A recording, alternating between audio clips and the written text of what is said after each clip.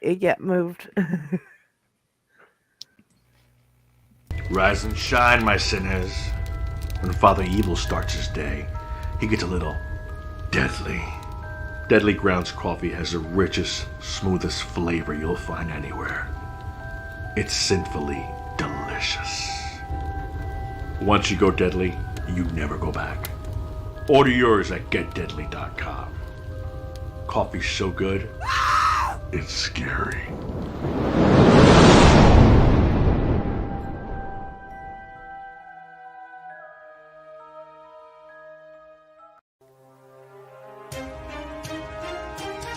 The Dorkening and all affiliated shows are not intended for anyone under the age of 18.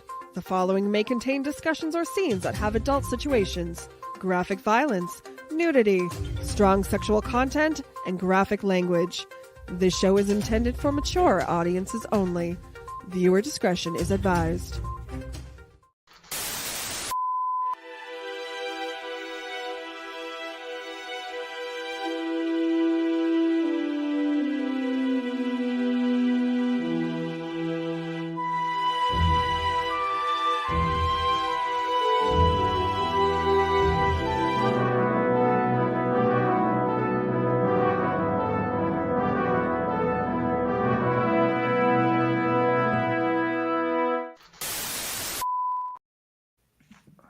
I forgot what that promo looked like. I made it so long ago.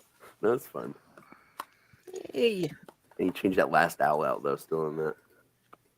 Yeah. Every time the Father Evil thing comes on, it sounds like he's saying Raz and Shine, and I grin real big. I'm like, Raz and Shine. Yay. So welcome to Owlite Adventures. Oh, go ahead. Sorry. Didn't mean to cut you No, off. that's all I had. Hi, everybody. That's all I had. Welcome to Owlite Adventures, where we play D&D and fuck shit up, and you enjoy listening to it, hopefully. For episode 0, we may not actually play a campaign. We're going to feel that out, but we're definitely going to go through the characters that we've created. We're going to do a few extra rolls, talk a little bit about Dungeons and Dragons and the world that we're going to be in for this, this whole, the show campaign. At large, I guess. Yeah, campaign. God, you are rusty. No, I'm just tired. I've not been sleeping, and I'm fucking sober, which is never fantastic. DM not being high is, I don't know, man. At least I got the Mountain Dew right. But yeah, let me bring up some D&D Beyond. We are playing 5th Ed against my will. No. The reason why we're playing 5th Ed and not my beloved 3 and 3.5 is there's a lot more interactivity with 5e and online and playing, remotely. It makes the show a lot easier for you guys as well. So for sake of ease, this is what we're doing. We finally pulled him out of the 90s from something. Hey, shut up. I'm 3.52. I'm like, no, you're making me play a different edition. I mean, don't get me wrong. There's still plenty of things I like way better about 3 and 3.5. But I have noticed going on and looking at stuff, there have been actually some rule changes and some things that have happened since, I guess, in 2020 and 2021, some things got changed. And I really hadn't looked through D&D Beyond as much since I was in, the big Westmarch servers. And I was surprised to see what's all changed, honestly. Fire Genocides now actually get fire resistance, for example. And that's something they didn't have back when they first started running them with 5e. They started actually putting in resistances and things that should have had resistances all along. I know Matt Mercer went and completely redid. Oh my God, what's it called? I just made one. Blood Hunters. He went through and did a whole Blood Hunter update, so that's all changed. A lot of that's changed now. It's actually a little bit more on par with the things that I enjoy about 3 and 3.5 in places. They've even gone back, it looks like, and fixed up some things with the Bard, which has always been my main complaint as a Bard PC. When I played a Fire Genasi last, there was fire resistance. It just wasn't very much. Last time Michelle made one when we first started doing the Westmarch servers, it didn't even get it. I think the way I was playing, though, it was one of those where you had to take the monster class. Oh, okay, yeah. To get it, so you gotcha. built up your yeah. Was that 3.5? Yeah. Because that's Unearthed Arcana shit, then yeah. Makes sense, yeah. Yeah, I have all the books over there and all the special books and yeah. So All I'm right, gonna so I want what that. we're gonna do is go through characters one by one, just so you guys can introduce and talk about your characters a little bit. We have one more player. Michelle's gonna be joining us as soon as she gets here. Um, she's gonna be using my microphone because it's loud and fan powered. But she'll be actually on a laptop for sake of things. So you'll see her little icon pop up. She might do video. I don't know. But yeah, so she'll be coming in, and then we'll go through kind of the NPCs I've created to kind of give you a sneak peek and talk about the world, and then we'll kind of see how much time we've taken and go from there and see what you guys would like to do. But I do have a fun starter campaign that's going to get me back in the swing of actually, DMing 5e because it's been a bit since I've DM'd 5e. I've been looking up a lot of things, obviously, in the meantime. But it's sort of something to get me back on track and to get you guys, whether you're new or haven't played 5e in a while and people at home, it's a fun little thing. So we're going to start by whose portrait's next to me. So that looks like Matt. I'm going to go ahead and bring up your character shirt because we're going to talk about it. All right, man. Let's get into it. Tell us about your character. Who is your character? All right. I went with first, my character's name is Reiko. It's a derivative from one of the Mortal Kombat characters that I love myself. I just changed the I for the Y because, Nice. got to stay original, sort of. I gotta see the original while completely copying something. Yes. Fantastic. I love it. And I went with a Goliath cleric because I always have to go Goliath. I personally find Goliaths to be a lot of fun, and I've never played a cleric before, so I believe that I'll have a lot of fun with learning how to play. Yeah, you've done a little bit of necromancer, a little bit of some other stuff. So this is going to be fun for you, man. Oh yeah. Now, are you still going Death Domain? Yes. Nice. I'll be able to still do a little bit of the necromancy like I like to do, but it won't. I think I'll be more like try to be as balanced as I can to help the party out. Right. And I think the Death Domain is largely like a respect for death kind of scenario, more so than your classic like necromancer type thing. Yes. Very cool, man. I can pull up what its Death Domain says. Let's see. How do I do this? Let's see. Features and traits. There will be a little bit of learning how some things work to be able to read things to you guys and tell you guys about things. Are we using D&D Beyond? Yeah. And we will be posting up some notes if you're interested on our Discord site. So check for our links and go there. And if you want to be able to catch up with the stories on the show page, there will be kind of the story so far that can keep you caught up, and then different characters we're going to be writing in our own insights towards what we felt as a character. Yep. Any player that has the time and wants to can leave a journal behind if they'd like. So yeah, it's like it's more of like a Grim Reaper type, like respecting the dead and having like a reason behind it instead of just summoning someone just because you want to. Right. Very cool, man. Do you have any sort of like a little mini backstory set up or? I think I went with let's see. Description.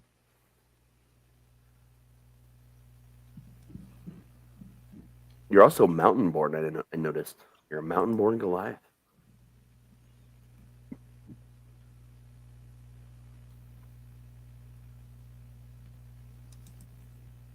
So you went with the Alkalite background, the Shelter of the Faithful. Yes. I see that. Your personality traits: you are tolerant or intolerant of other faiths and respect or condemn the worship of other gods. Wow. So you are a zealot, man. Like you're like, fuck your religion. Mine is the only right way kind of character. Great. I mean, we're at a party with a Bible thumping Catholic. See, I can find common ground between the fiercest enemies, empathizing with them, and always working toward peace. Okay, you have some traits that are a little contradictory, sir, but I think that's going to be fun for you to play. Hey, that's the chaotic side. That's the chaotic side of it. Yeah. Ideals, aspirations. I seek to prove myself worthy of my God's favor by matching my actions against his or her teachings, and saying fuck everyone else. Bonds. Everything you do is for the common people, as long as that they're following the right path. And you are suspicious of strangers and expect the worst of them. Very interesting setup. What is your alignment, by the way? I haven't even looked yet. I think it might be Mary Jane.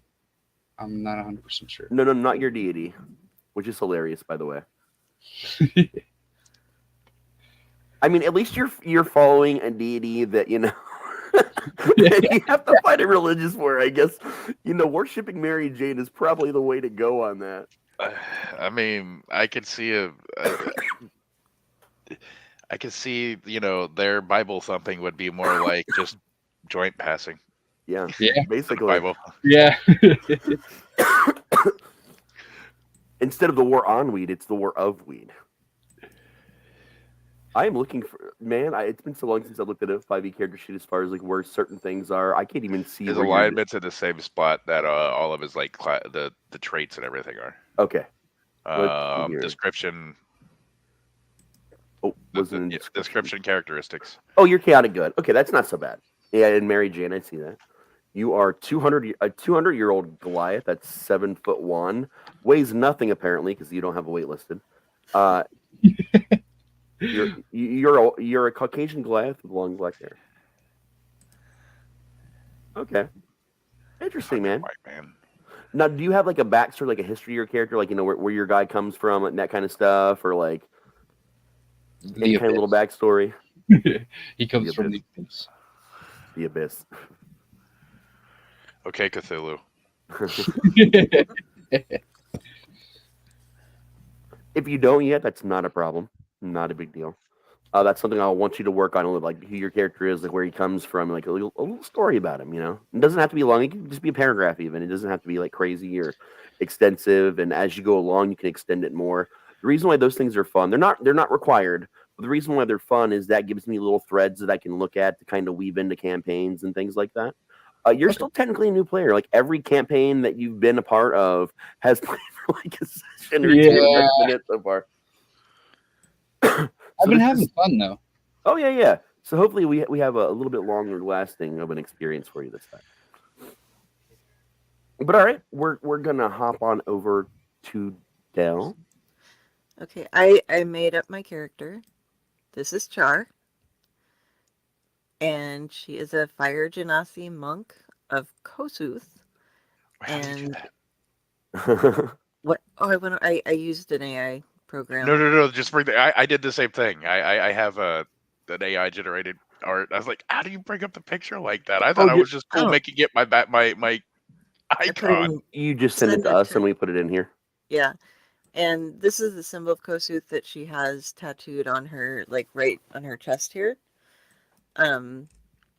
But Char, her backstory, and this includes the backstory of kind of her temple as well. I don't know what year we're setting this in. So a couple hundred years ago, Kosuth was walking the world, and out in the middle of Kalimshan, deep within the Kalim Desert, he conjured an eternal flame and raised up a temple and monastery to protect it. He summoned his followers, members of the Brothers and Sisters of the Pure Flame, those are the neutral path, to guard this. Most were fire genasi with a sprinkling of ifrits, jinn, and occasionally even a dragonkin. The fire was kept within the temple and was used to give flame to those who needed it crossing the desert, for lighting all of the fires that were used within the complex, both simple things like cooking fires, as well as more spiritual matters like the cremation of the dead. There's also a very special forge that was made within the temple that connected to the flame, and sacred items and weapons were produced by the blacksmiths over the years. There are rumors that he did this because the friary of Saint Amal, which is to the north of the temple, is said to have had a well that will never run dry as long as it is looked after. Whether he did this out of rivalry or generosity is unknown. So, a small town, Pyrewick, grew up a couple of miles away from the complex, which is in itself a couple of days' walk from the tradeway, and they provide the basics for people the people in the order and others who find themselves wandering the desert outside of the tradeway. Kalimport is about 350 miles away, so that's like 10 to 15 days walking. Um, the clerics and monks alike, they have an interesting way of getting their names. They've been kind of isolated in this temple, and so most genasi and Afrits and stuff like that will take names that have to do with their nature. And so in this case, when a child is born, they will have a name that is associated with their parents. For instance, if the parents' names were Furnace and Flaming Wrath, uh, that would have come from the base name of Flame, and Scorching Flurry of Blows, Scorch for the base name, and they chose the birth name of their child as Smoke, the child might be given the name Smoke of the Scorching Flame. If they then grew up, and when you grow up, you get a name based on your achievements that you break away from your parents' name. So if Smoke would go on to be an assassin, they would be called something maybe like Infiltrating Smoke of Vengeance. To those outside of the order, they just stick with their basic names, though. Char, her father, is a monk. The monks of Kosu are called the Faithful Flames, and his name is Feet of Blazing Fury, aka Blaze. And her mother is a cleric of the 4th rank, Zealous Pyre, named Brightly Glowing Ember. Char has not received her adult name yet and is currently at the age of 25, called Charred Child of Blazing Ember, of the Blazing Ember. Growing up, she was taking on both sides of the order, both the She was taking it on both sides. She was learning things about religion and stuff from her mother on the clerical side, and she was also learning a lot of the martial arts and things from her father. She ended up going into training to be a monk, and she learned a bunch about the different religions from her mother as well. But her mother also taught her an interesting thing. As fire genasi are able to conjure flames, kind of as a cantrip, she is able to control flames, but she isn't that great at it right now, but she likes to tell stories and is able to utilize the flames that she summons in some of the, like a smaller campfire, to make images come up in the flames to go along with the stories that she tells. And she has been sent out in the world to see what she can learn and what she can make of herself. She's kind of been sheltered, but not entirely. She's not going to be like, oh my God, what is this? You're a human? Or something like that. Like she's seen people, she's gotten around before, but she's out to learn things and earn her name. And she's, like I said, lawful neutral. They believe in basically the purification of things with fire. And yeah, she likes to tell stories, and she's planning on writing home a lot and sharing her stories and adventures with her family and her friends back at the temple. Nice. I want you to talk a little bit about, things like your alignment, things that, you're hoping to accomplish maybe. Well, like I said, she's lawful neutral. She's trained mostly in the martial and loves to tell stories, and especially things about Kosuth, because she gets to play with her fire.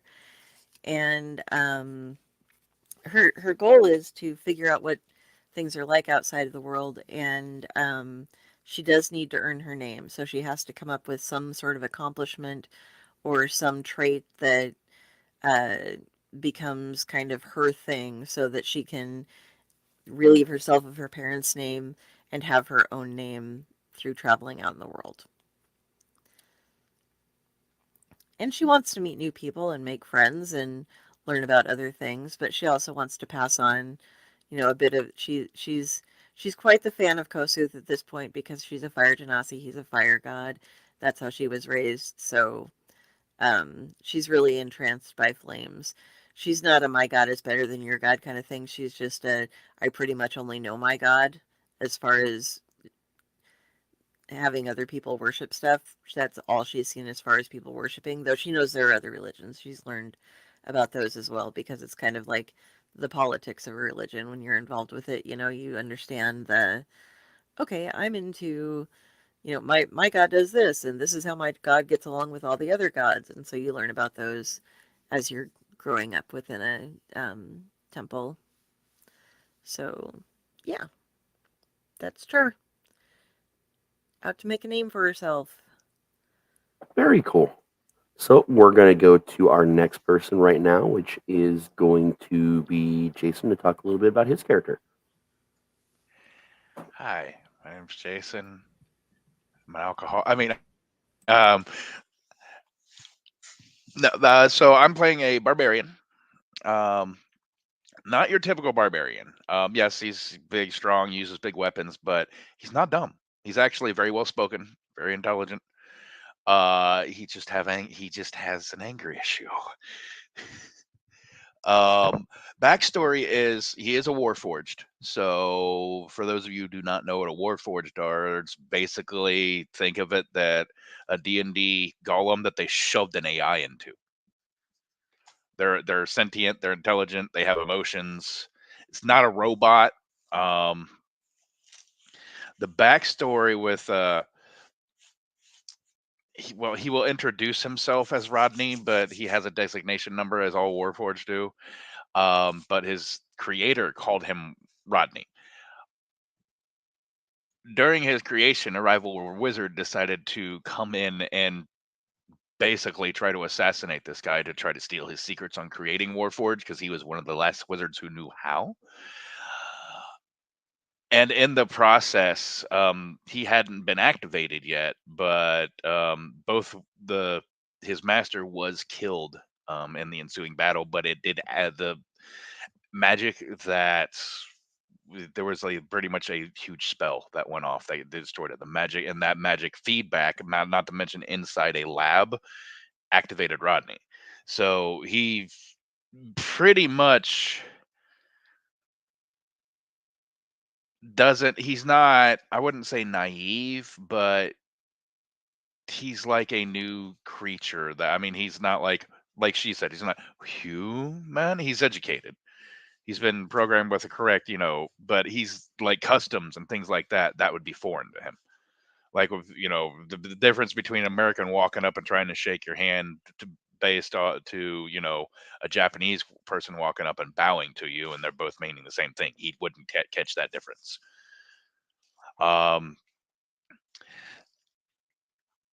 His goal, his drive right now is to find the one that destroyed his master.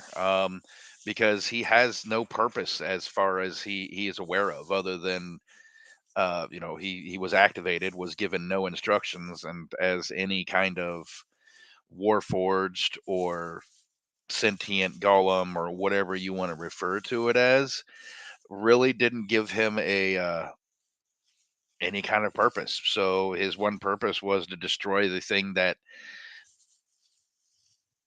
that killed what made him and was supposed to give him a purpose. So he basically was able to give himself his own purpose through, and it's not even a malicious revenge.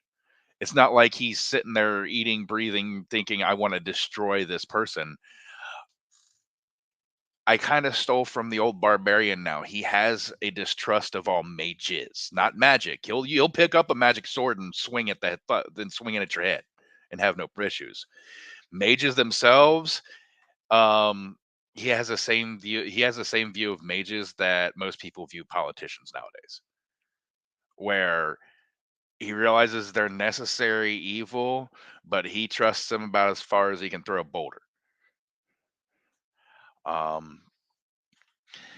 Now he does have a secret that he has kept from everyone and everything. That will be revealed in gameplay. Raz, of course, knows about it.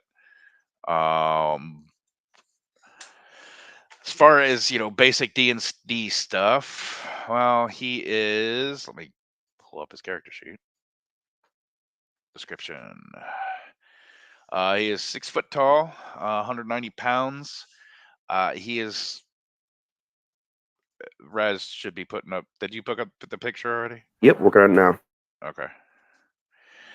He is made of a cobalt substance, so his majority of his armor plating is got that blue coloration to it, while the rest of it's like a mixture of onyx and dark wood. So he's kind of got like the whole blue and black thing going on.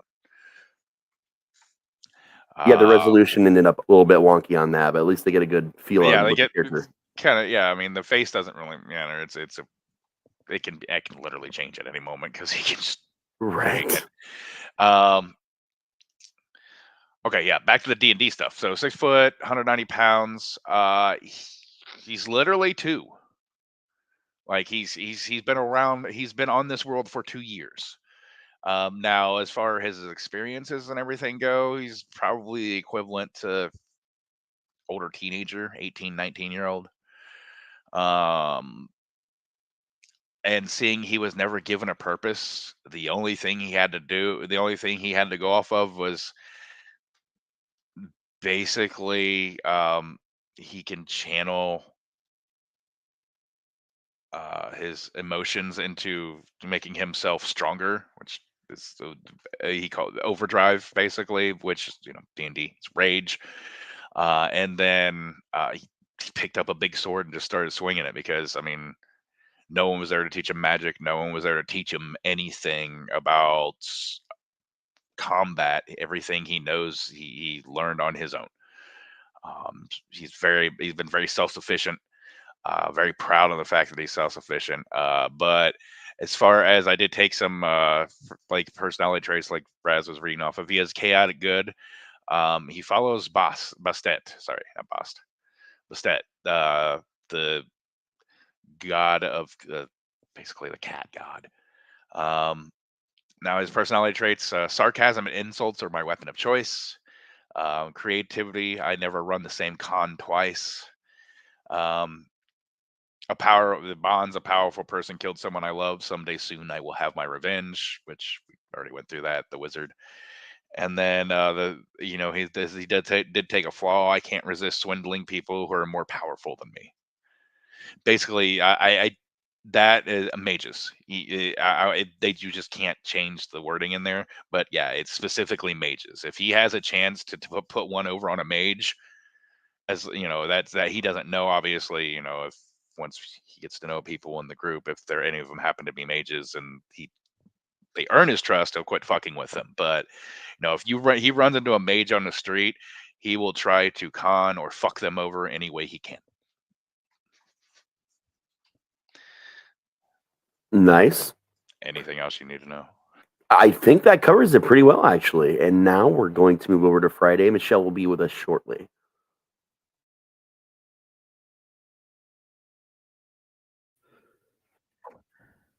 Hi, Hello. I'm here in theory to play Calypso Rain. I'm. Can you hear me? I know I'm laggy. Yes, we can We hear hear you. you. Okay, cool. Okay. Calypso Rain is a gnome. She hasn't fought in the last 100 years. She's about 300 years old. Lately, she just has been hanging out with those in the woods she's chosen, making potions and, well, at least trying to learn the lay of the land and learning how stuff works. She has come to love those around her in her little uh, community she's found, and she's found a new path in this party to try to find something interesting to do again. She's trying to learn the ways of what magic truly means around her and what those have to do. That's about as far as I've gotten as a backstory. It's a solid little backstory, though. I mean, like, I'm not expecting you guys to be like as expensive as Dell is, obviously, or as expensive as Jayson was. But like, like especially like for getting started, and as we play, you might think, oh, that could be really cool to incorporate. And just talk to me about it, and we can incorporate more as we go along. So now, tell us a little bit more about Okay, what you. good. Because I have her in a short story Oh, that's cool. Tell us a little that bit I'm more trying to figure about. her out through.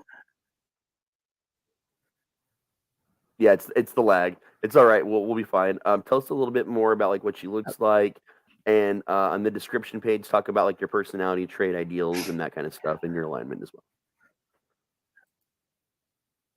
Okay, I have a little statue that I've been basing everything on. Uh, I will get a better picture next time. I didn't think about it until right now and asked Josh to eat it for me. She's her skin is bark colored. Her eyes are brown. She's small, about 3'5", brown hair.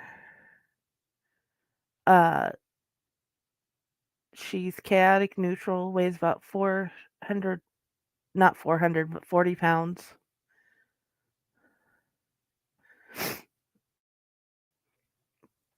And I inverted the numbers again, apparently, so I put down 123 years old instead of 300 years old. My dyslexia has gotten to me bad. I apologize.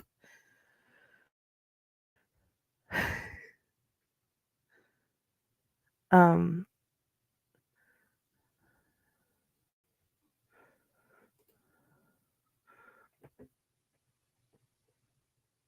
what else would you like me to explain? I am a newbie completely, so please forgive me, guys. If you go to the description page, it'll talk about it'll say personality traits, ideals, bonds, flaws. Read that stuff out for us. Okay. I often get lost in my own thoughts and contemplations, becoming oblivious to my surroundings. I am utterly serene, even in the face of disaster. Free thinking, inquiry, and curiosity are pillars of progress. Nothing more important than the other members of my hermitage or other association. I'd rest too much to uncover a lost bit of knowledge.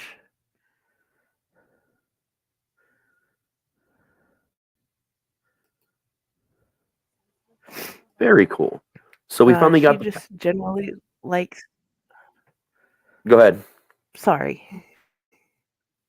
She just generally likes finding out new things and learning from what's around her. Very cool. So we are still having some technical difficulties over here. She finally found the power source she needed for the laptop. She's just trying to get logged into some stuff. So we'll bullshit a little bit. She will be here shortly. If I have to mute for a second or you hear her saying test in the background, it's Okay. because she's figuring something out. I will move on Okay. and talk a little bit about some of the at least one or two of the NPCs while we wait on her, which I was going to do anyway. There's going to be a lot more NPCs in this. These are just the ones at the time that I had to build so far. So people that have played with me in the past may see some of their characters pop up from time to time. One of my favorite characters of all time, and I'm actually writing an urban fantasy series about this character, Seth Ridlock, Godbard Extraordinaire.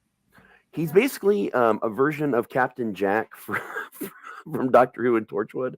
He will have sex with anything that moves, even if it's a tree, as long as it's sentient. It's all good. Fun-loving, really chill guy. This version of him is a fey-touched half-elf of the Autumnal Court. He's a bard, and I was looking at different subclasses for bard. Because obviously these characters are NPCs, they're going to always be at least a few levels higher than you guys are for story purposes. I actually found a subclass that was the College of Storytelling, basically. So I'm able to weave in more of what he is. And, it's kind of a version that I always wanted to do for him, but I just always did things differently every edition I kind of make him in. I have been running him on and off as a bard since he was my very first character in D&D as a child, actually, back in 1990, 1991, the first, my first big run. I've always had a version of him at some point in time. So I'm really excited to bring him into the world. Another character that I love, my other second longest running character, who's also had multiple versions over the years, Morgold the Mad. He's a psychotic changeling that kind of has your typical I was replaced with a a human baby sort of thing. And when his parents discovered that he was not their actual child, beat him to death, and then when he still moved, they drowned him and left him for dead in the stream. Well, he survived it with severe brain damage and became fixated on shiny things, especially gold. Whatever his name originally was has been long lost to him in the annals of time, and more gold became his name. Mad, obviously, because he's absolutely fucking insane. He will stab you in your face to get shiny objects. If that's what it takes him to do. But he's another really fun character to play and great NPC. Another one that I've got is, let's see here, Cormac Bloodthorn. The first time I ever played him, actually, Jayson was present for. It was a giant West March server that I did. He's got a custom lineage. He's a little elven, a little human. It's kind of hard to nail down exactly what his race truly is. He's a blood hunter or the Lycan, which means he becomes a werewolf to hunt evil. Got a pretty insane, tragic backstory that'll unfold in as we campaign along this very strange and dangerous world. He's definitely stoic. Will put himself in danger to save anyone. He's a very interesting character that I can't wait for you guys to know a little bit more about. The last NPC I have made would be Harry Henderson. That's right, you heard me. Harry Henderson. He is a Bigfoot ranger, in fact. This was a character I also made on the old West March servers towards the end of them. He's honestly just a really fun character. I went through, and at the time I made this race on D&D, if you look at Raz T Slasher, you'll see that I made the Rockshar. Oh, hold on a minute. She's in. She'll be using my mic in a minute. As soon as I finish talking about Harry, I'll turn my input up so you can hear her in just a moment. Yeah, that's okay. We'll use mine. Anyway, so Harry is, like I said, he's a druid. He's a kind of a fun-loving guy. You won't see him much. Most people, in fact, in the town that we start in don't even know he exists out in the woods. You know, he's a Bigfoot. You can understand why. But he's the kind of ranger that truly will make something out of every part of his kill. He's very native in his thoughts and beliefs and how he handles things. But he's another fun little piece of the world that you'll find. And there will be many more NPCs to come, many more that I need to build and work on. But those are just the first four I've gotten done. And 1 second, let me turn my input up a little bit. I want to make sure you guys can hear her, okay? I'm not ready yet. I can't Oh, you're not ready yet? beyond or anything yet. Can you guys hear her, though? Can you talk for me? Talk. Can you hear her okay? She's a little quiet, but yeah. Try again. Talk again for me. Hello? Hello. Okay, I cool. don't want to have to yell, though. Can you hear her better now? Yeah. I'll have the room mic position better between us for next time for sure. Because I gotta move a little way so it doesn't feel like I'm screaming. She's trying to log into D&D Beyond, but I can actually bring up her character for right now. And let her talk about her character a little bit while I... Can you do that? Because I'm focused. Okay, yeah. So she is here, obviously. I'll talk a little bit about her character on her behalf. This is our other Fire Genasi in our campaign. Yes, we have two. This is also a character that she originated with the West March servers and is it's been one of her favorite characters she's ever played. Fever Phoenix is the name of her Fire Genasi druid. Now, this again is a very fun character for her. I'm going to start with a description a little bit more. 1 second. She actually we didn't fill out any of her characteristics because she's got to do that later. It's okay. She does the personality traits. Apparently they did not take. See, a lot of the things that I filled out because I did this character for her while she was gone with her instruction, for some reason didn't take on D&D Beyond, but I'll fix those a little bit later on. She's very, she's not tall, about, medium height for Fire Genasi, like average height for a Fire Genasi. She's kind of on the thin side. She's got a very fiery personality. She's got a very hot temperament, which is a little bit more so than typical. She has an obsession with all things draconic, like an unhealthy obsession. It's not unhealthy. It's totally unhealthy. I'm talking like wandering into the wilderness and grabbing a dragon egg and going home to raise it. kind of unhealthy. Good She's thing I had picked the language draconic. yeah, that'll come in handy. I would not put past her to have hatchlings at some point in time wandering in some sort of area that she's trying to keep together. But how long have you been playing? Oh God. I know you didn't start until third ed. Probably 20 years or so. She's been playing on and off about 20 years. So we definitely have people from like all levels of like knowledge of D&D. Because I know Jayson's also been playing since AD&D. Is that correct, Jayson? Jayson's at his computer right now. All right, he's not, but that's okay. I know for a fact I've played some AD&D with him. So I've actually played every edition with him at one point in time, just because we can, pretty much.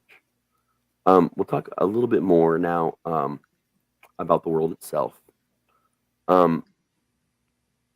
This is a world that I created in 1994, actually, and every campaign that I have ever run in the history of a DM, regardless of edition, has been somewhere on some aspect of this world. One of my favorite things about this world, and I didn't incorporate this until much later, when Clive Barker released the Avarat books. Different islands, because this is basically a giant. There's a couple like medium-sized continents, but largely it's a lot of pretty big and small islands in a lot of places. Some areas are stuck at certain times of day. You got like the Isle of Midnight, so on and so forth. Again, this was like an Avarat inspired thing that I kind of added later that I really enjoyed to kind of like evolve my world, but it's still that. When did Avarat come out? It's been like what, 20 years ago? Yeah, Been a something while. like that. Yeah, like 15, 20 years ago. But like I've incorporated a lot of things slowly over time. I once did a pirate campaign in this world that brought in like Sharbatus and things like that, like from Greek mythology. So you'll see every, what's the word I'm looking for? Every religion represented here in the real world and the D&D world, and a lot of things that I've created. Pantheons, that's what I was looking for. You'll find every pantheon. You'll even find the old ones. The old ones exist here as well in the Cthulhu mythos. It's just a world where I've kind of taken and put most things into it some point in time.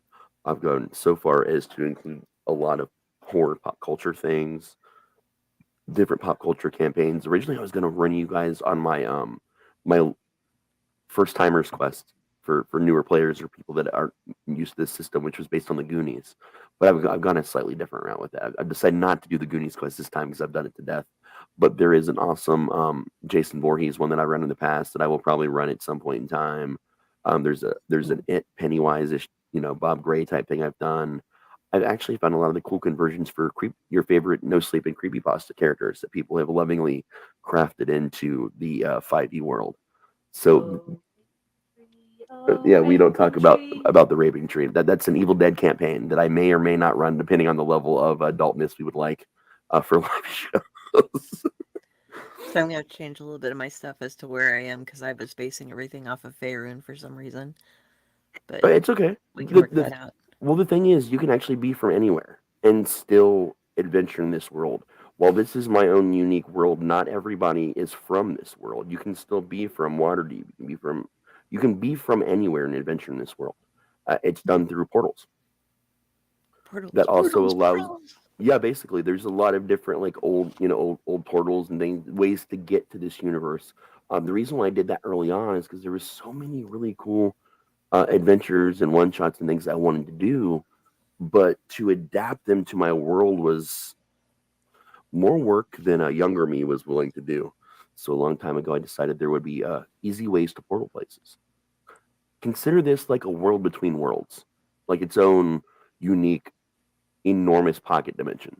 That would be kind of the best way to sort it out. But that'll allow us to go to Chult and do all kinds of different cool things. Like say you guys want to run the Tomb of Horrors or some other thing, we can do that in this world. I'm gonna go hang out in Wizard 101. I don't know if I can help you with Wizard 101, but it's an easy way for us to be able to set up and do a lot of inclusive things, and also still keep all the amazing lore that Gary Gygax and many other people over the years brought together and gave to us. So it's like my world's like a love letter to all the other worlds, and with easy access to everything. You guys are. Oh, she's actually into D&D Beyond finally. I'm actually going to let you talk a little bit more about your characters. I don't feel I did it justice because obviously some things didn't transfer for some reason, which we'll fix. We'll fix. Don't worry. All the stats and everything are the important. Which, by the way, like she rolled stupid well earlier today. I'll let her do the rolls part. It was she rolled oddly well. Yeah, I mean, I did pretty well. I mean, with my character with my racial bonuses and all that. Yeah, I've talk got a little. 317s. Yeah, talk a little bit more about Fever. So,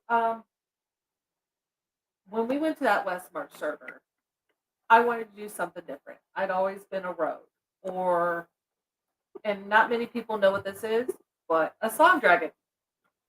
I wanted to do something different. So this guy over here decided to say, "Hey, try druid." Druids are fun. I like druids. I had a blast. Like being able to wild shift and things, and now they've actually done things on Beyond that were different from where we are now. Yep. Where we were, because now a fire genus. That I can't talk. I hate that. I'm hearing myself. I can't do that right now. That's why it's fucking me up. Yep. But a fire genasi used to not have the fire resistance. I talked about that before you came home. Yeah, we talked about that in the fire resistance, and I actually can produce flames without even having a cantrip for it. She went nuts with it. Like she also got create bonfire, fire control. Like she went. I'm a pyromaniac anyways, so I think our fire genasis are gonna get along and gel fairly well. But I also, with her, she's a healer too. She cares about people. She cares about the nature and all that shit. She cares more about dragons. And no, it is not an unhealthy obsession. They just come to her because they feel kinship. Yeah. Yep. But I mean, honestly, you'll see more of her as she goes on because each time I play a character, new things come out. So I don't even know what she is yet. Nice. One time I watched her wild shape into a T-Rex after having gone to Chult and all kinds of things, and accidentally squashed a cabin and almost killed half her party. That was hilarious. That was an accident. She's not a party killer or anything like that. It was an accident because the other druid we had in the party, it was a true druid party, also became a T-Rex at the same time. And there was a room issue. It was a good idea. Yeah. We were fighting Jayson. Yeah, they were fighting Jayson Voorhees in their defense. And everybody was dying. So? Yeah. T-Rex that bitch. I do speak Draconic because my mother suggested it would be one of the better things to learn since I lived in a temple of fire worshipping folk, including some Draconic people, Dragonkin and such. So dragons are the best. Why am I afraid that suddenly we're going to be doing something in the fire genasi? You're going to be whispering to each other, Draconic in the corner, and the next thing you know, like all hell's going to break loose. We can just be grumbling in Primordial as well. That's true. You definitely could be. I think we could send messages in the flames since both of us have control over fire as one of our things. Yeah. That's true. I think the only one of my NPCs that will be able to chill with you in Primordial is probably Harry Henderson. Oh, Harry's cool. Harry he doesn't speak because he's Bigfoot and you can understand what he's saying. So Primordial is the only way you can actually understand him in language. He understands a lot of language. He also has sign language. So that sign language is a language that you can actually get in my world. I allow that because I just think that's a really amazing thing to include, and I've seen other DMs include that over the years. It's something that I've done since the beginning because it's just it is another language, and I think that should be celebrated in Dungeons and Dragons. Question to you about the sign language. Mm-hmm. I know in other games you allow characters to be taught. Yes, well, you can learn languages in general in D&D, especially with 5e. There's rules like with downtime and stuff that you can take over time to learn new languages without taking the skill or getting a feat for it or whatever. So you can learn things like that, and you would be a good character to learn it from. He'll just flip you off 20 times in a row and pretend it means something different each time. You know, Harry's got a sense of humor like that. I would say this is it's a high magic world for sure. The magic is everywhere. It's commonplace. So prices reflect that to some degree on items. It's not like you're going to shop. Well, I mean, there are bargain basement magic shops that show up, but whether you want to buy things from them is up to you. But it's definitely a world that follows my personal life beliefs of anything is possible in this world. If you guys survive, maybe you'll go for epic level characters. Who knows? Maybe you won't survive. As a DM, I'm not going to start like going like, oh my god, challenging until you guys hit 5th level. And the reason for that is kind of the way things level up, especially in 5e. I've noticed that once you get to level 5 is when you're suddenly more capable to handle a lot of different situations. So it's not like I'm going to go like super crazy kid gloves and not try and, challenge you at all. But I'm not going to push the challenges until 5th level to kind of let you guys settle into your characters and see what they can do. It's just something that, if you play a character for 5 seconds and it dies, cool, that's true to, it can be true to D&D. But I want this to be a, more of a fun experience for people at home to get, connected to these characters and you guys to get connecting to the characters. We did go a little bit more basic for the most part with characters and, what we allow to be played and stuff, the first characters. If you guys do die and you make another characters, we can talk about making something a little more complicated, a little bit more unique with some homebrew or things like that. I just didn't want to go like super overpowered and crazy right off the rip to kind of, balance things out a little bit. Because the worst thing a DM can do is go too crazy and make way more work for themselves than is necessary. Oh, yeah.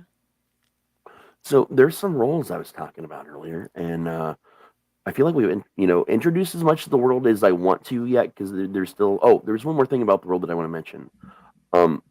One of the staples of all my worlds, and this is every continent, every island, sometimes multiple towns on a continent if it's big enough, is a very famous unicorn. Yes, a very famous bar known as the Vulgar Unicorn. Now, there's a lot of history and unique things that you'll find out over time through this campaign about the Vulgar Unicorn, so I won't ruin that. It is ran by an adventurers guild, actually. This is something that everybody will end up joining the Adventurers Guild. It's sort of a normal thing in my world. It's a way to get quests when you're in between jobs. It's a way to move story along. It's a fun tool that I use. Now, the Vulgar Unicorn also sponsors different events. There's a version of the Blood Bowl where 8 teams go in to make their way to the center of a dungeon to get an item that looks suspiciously like a kind of like a football, and then survive on their way out. And they're 5-man teams, and guess what? That's perfect because there's 5 of you. There's also something they do called the Endless Dungeon, where you and your party go below one of the establishments and you participate in an endless dungeon crawl to see how far your party can get in this dungeon on different levels.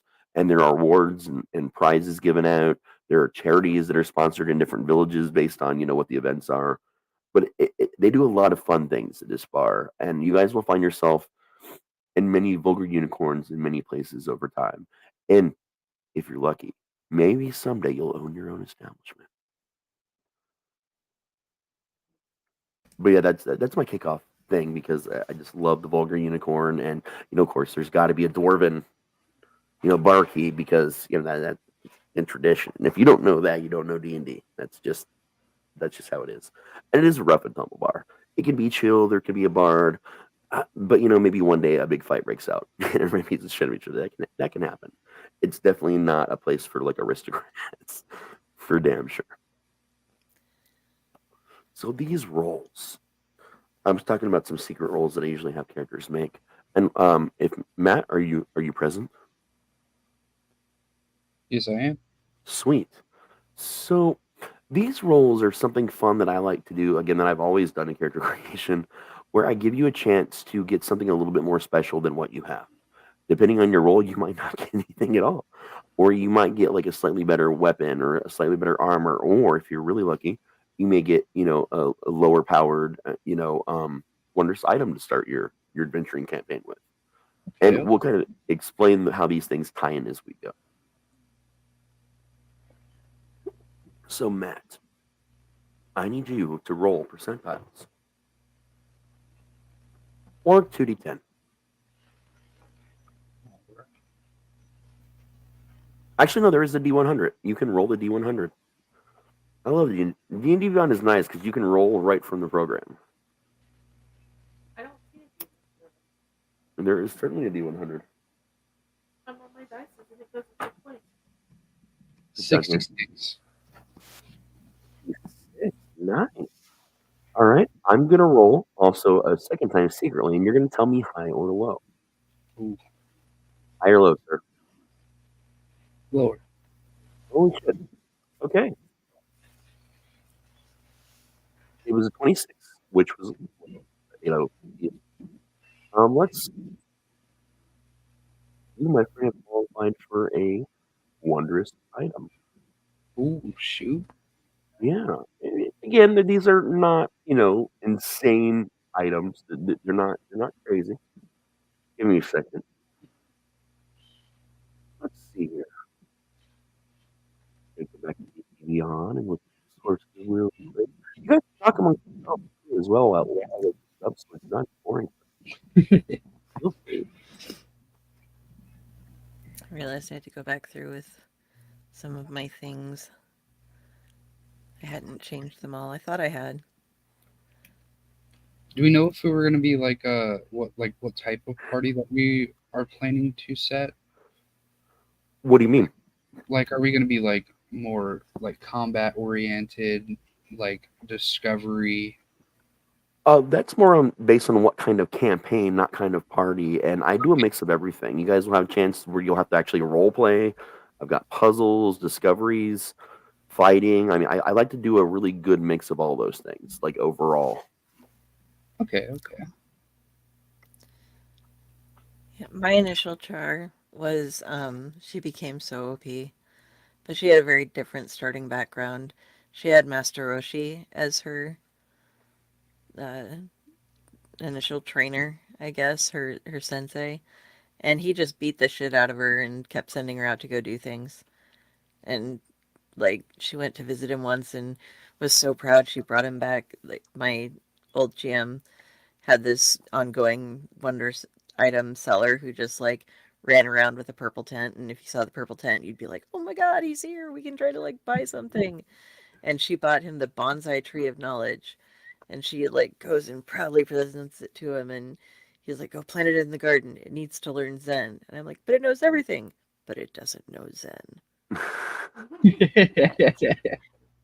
And so I'm like, okay. And I planted it, and then he took a sling, and it ended up being like a +3 sling or something that I didn't know. And he's like, now take this and go. What am I supposed to do with this? You hit things with it. And he was like bashing on me with stuff, and it was like, okay, I'm sorry. And I had to run away. This char is going to be very different. She's a lot more grounded. Different. The first one started off trying to attack a dinosaur because I challenged her, and she was like, I will get it. And my future party members were like, what the fuck is wrong with you? Get down. No, you don't climb it. Why are you climbing it? To go for the head. That's why. Yes. I think I can only injure its eyeballs. I need to get to them. That is epic, man. I've almost got his item ready. Almost. The cool thing is when I find it and I'm almost done finding it, I can actually add it in homebrew, and you can actually add it to your sheet to make it easier without having to write down like a million things, which is again, it's very nice. Sweet. Makes things a lot easier. So should I add homebrew? I've added the ability for all of you guys to do homebrew. That's something that I had to do. It's definitely something you guys can do. D&D is, Beyond is a little slow in loading today. Well, I can tell you what the item is, and then we can add it later. Just for sake of, things being... Oh, wait, hold on a minute. There it goes. One second.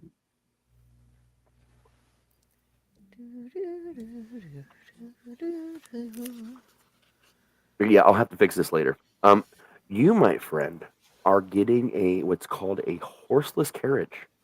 I know in past campaigns, one of the things that you've really enjoyed is having a carriage for your party. Yes. And this is something that you'll be able to upgrade over time. Like you'll be able to put money and time into it. It's pretty basic. It's not the most. It's not. It's definitely not luxury, but it will fit. On the inside, it will fit 6 medium characters. Not like, oh my god, I'm like, again, not lap of luxury, but it's good enough to travel distances. Plus, of Okay. course, your outside area, like sitting up front where you would normally, steer the horses, Yeah. and instead you just kind of guide it. Okay. And then you got, a luggage rack type thing on the top. But like I said, this is something you'll be able to put money in over time. So, in your notes, just write horseless carriage in the notes section, and I'll actually, if I can't find the right thing, I'll design it for you. This is actually a common Wondrous item Okay. based on what I'm finding here. So there you go, sir. Next portrait I've got over here is Dell. I was told that I was sacrificing my chance at rolls so that I could have a Heward's handy haversack. Yes, because that is a small. Well, oh yes, we did have that conversation. I do remember that conversation. Yes, you did, because what you could have gotten is actually better than what that would have been. So yes, that is good. So we're on to Michelle. We discussed something about a creature that I wanted to take to help another party member. I do not recall this conversation. I'm also sober. That's part of the problem. The cat. Oh no, that's something else. Okay. I don't need to worry about That's that? yeah. That's That's familiar, isn't it? It will be, yes. Yeah, that's something that you get when you level up, Okay. like normally. That has nothing to do with this. Well, Yeah, do you get have find a- familiar at like level 2 or 3. Yeah, you can. Okay. Yeah, you totally can. All right. That's something else entirely. All right. Let me... Because I already know what you're getting if you make this roll. Because I've looked up some things. So where For do I some go people. to roll? If you got your actual character sheet up on screen like this, Yes. you'll see an image of a dice. Yeah, my dice only goes up to 20. Bottom left hand corner. I've got a D4, Uh-huh. a D6, Uh-huh. a D8. Uh-huh. The 2d10s. I see them now. Yep. Yes. There we go. Roll to everyone. It doesn't matter. You can just roll. Well, normally you don't have to do this one. This is a secret one, so you don't have to do it to everyone. 27. Okay. I need to, let's see here. High or low? Hi. You barely got it. Okay. You are getting a pipe of A what? a pipe of Eversmoke is a pipe that once you pack it with the correct marijuanas, because her character is a marijuana grower, which you can actually, in place of drinking potions, you can smoke weed that will have the same curative effects as potions. With different strains. That's something that I do for fun sometimes, which I forgot to mention earlier because it's something her character wanted to take advantage of in the world, just like magical tattoos and all kinds of fun things. So a pipe of Eversmoke, she can't use it for curative herb, but to relax and as a flavor item, she can have this very, very common Wonder Side. I know it's one that she enjoys. A lot of people like it. They've got flasks for this for alcohol that already exist in D&D. Basically, just never runs out of weed once you pack it. Yeah, and it's not like the most amazing weed you've ever had, but it's decent. And you can buy a nicer strains and then channel the energy of that strain into your pipe to upgrade it as she goes to have fun. Okay, that one might not be in there as a homebrew because I haven't added it yet. I can add a custom item. I'll do it later. Okay. All right. Next would be Jayson. Roll 1d100 for me.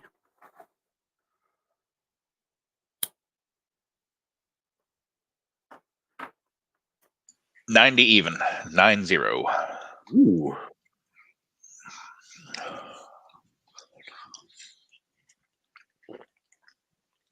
Give me a high or low. I'm always high, man.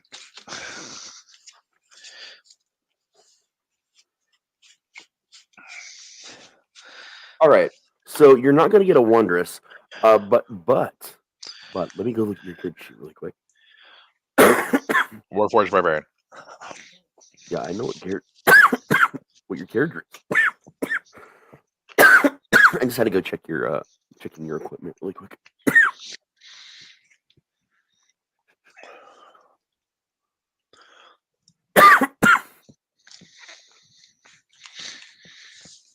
You now, I'll let you have a choice. Actually, you don't really have armor because you're what you are. Barbarians don't really start with armor. Exactly. So you now have a +1 greatsword, my friend. Okay, cool. All right. Let's go over there to Friday. Jenny, I'm going to have you roll a 1d100 on your character sheet.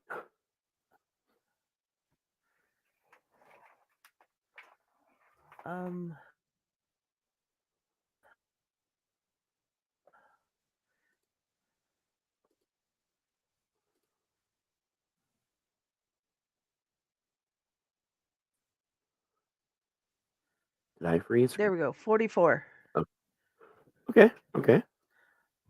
44? And tell me high or low. High.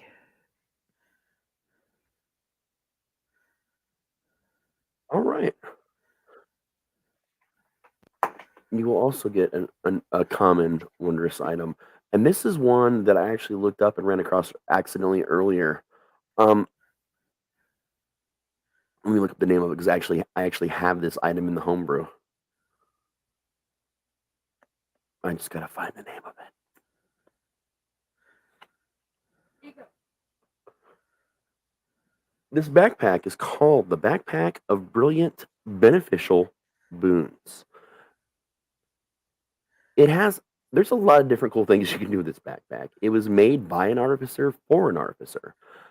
Every time you go up, one second, I gotta cough my brains out really quickly.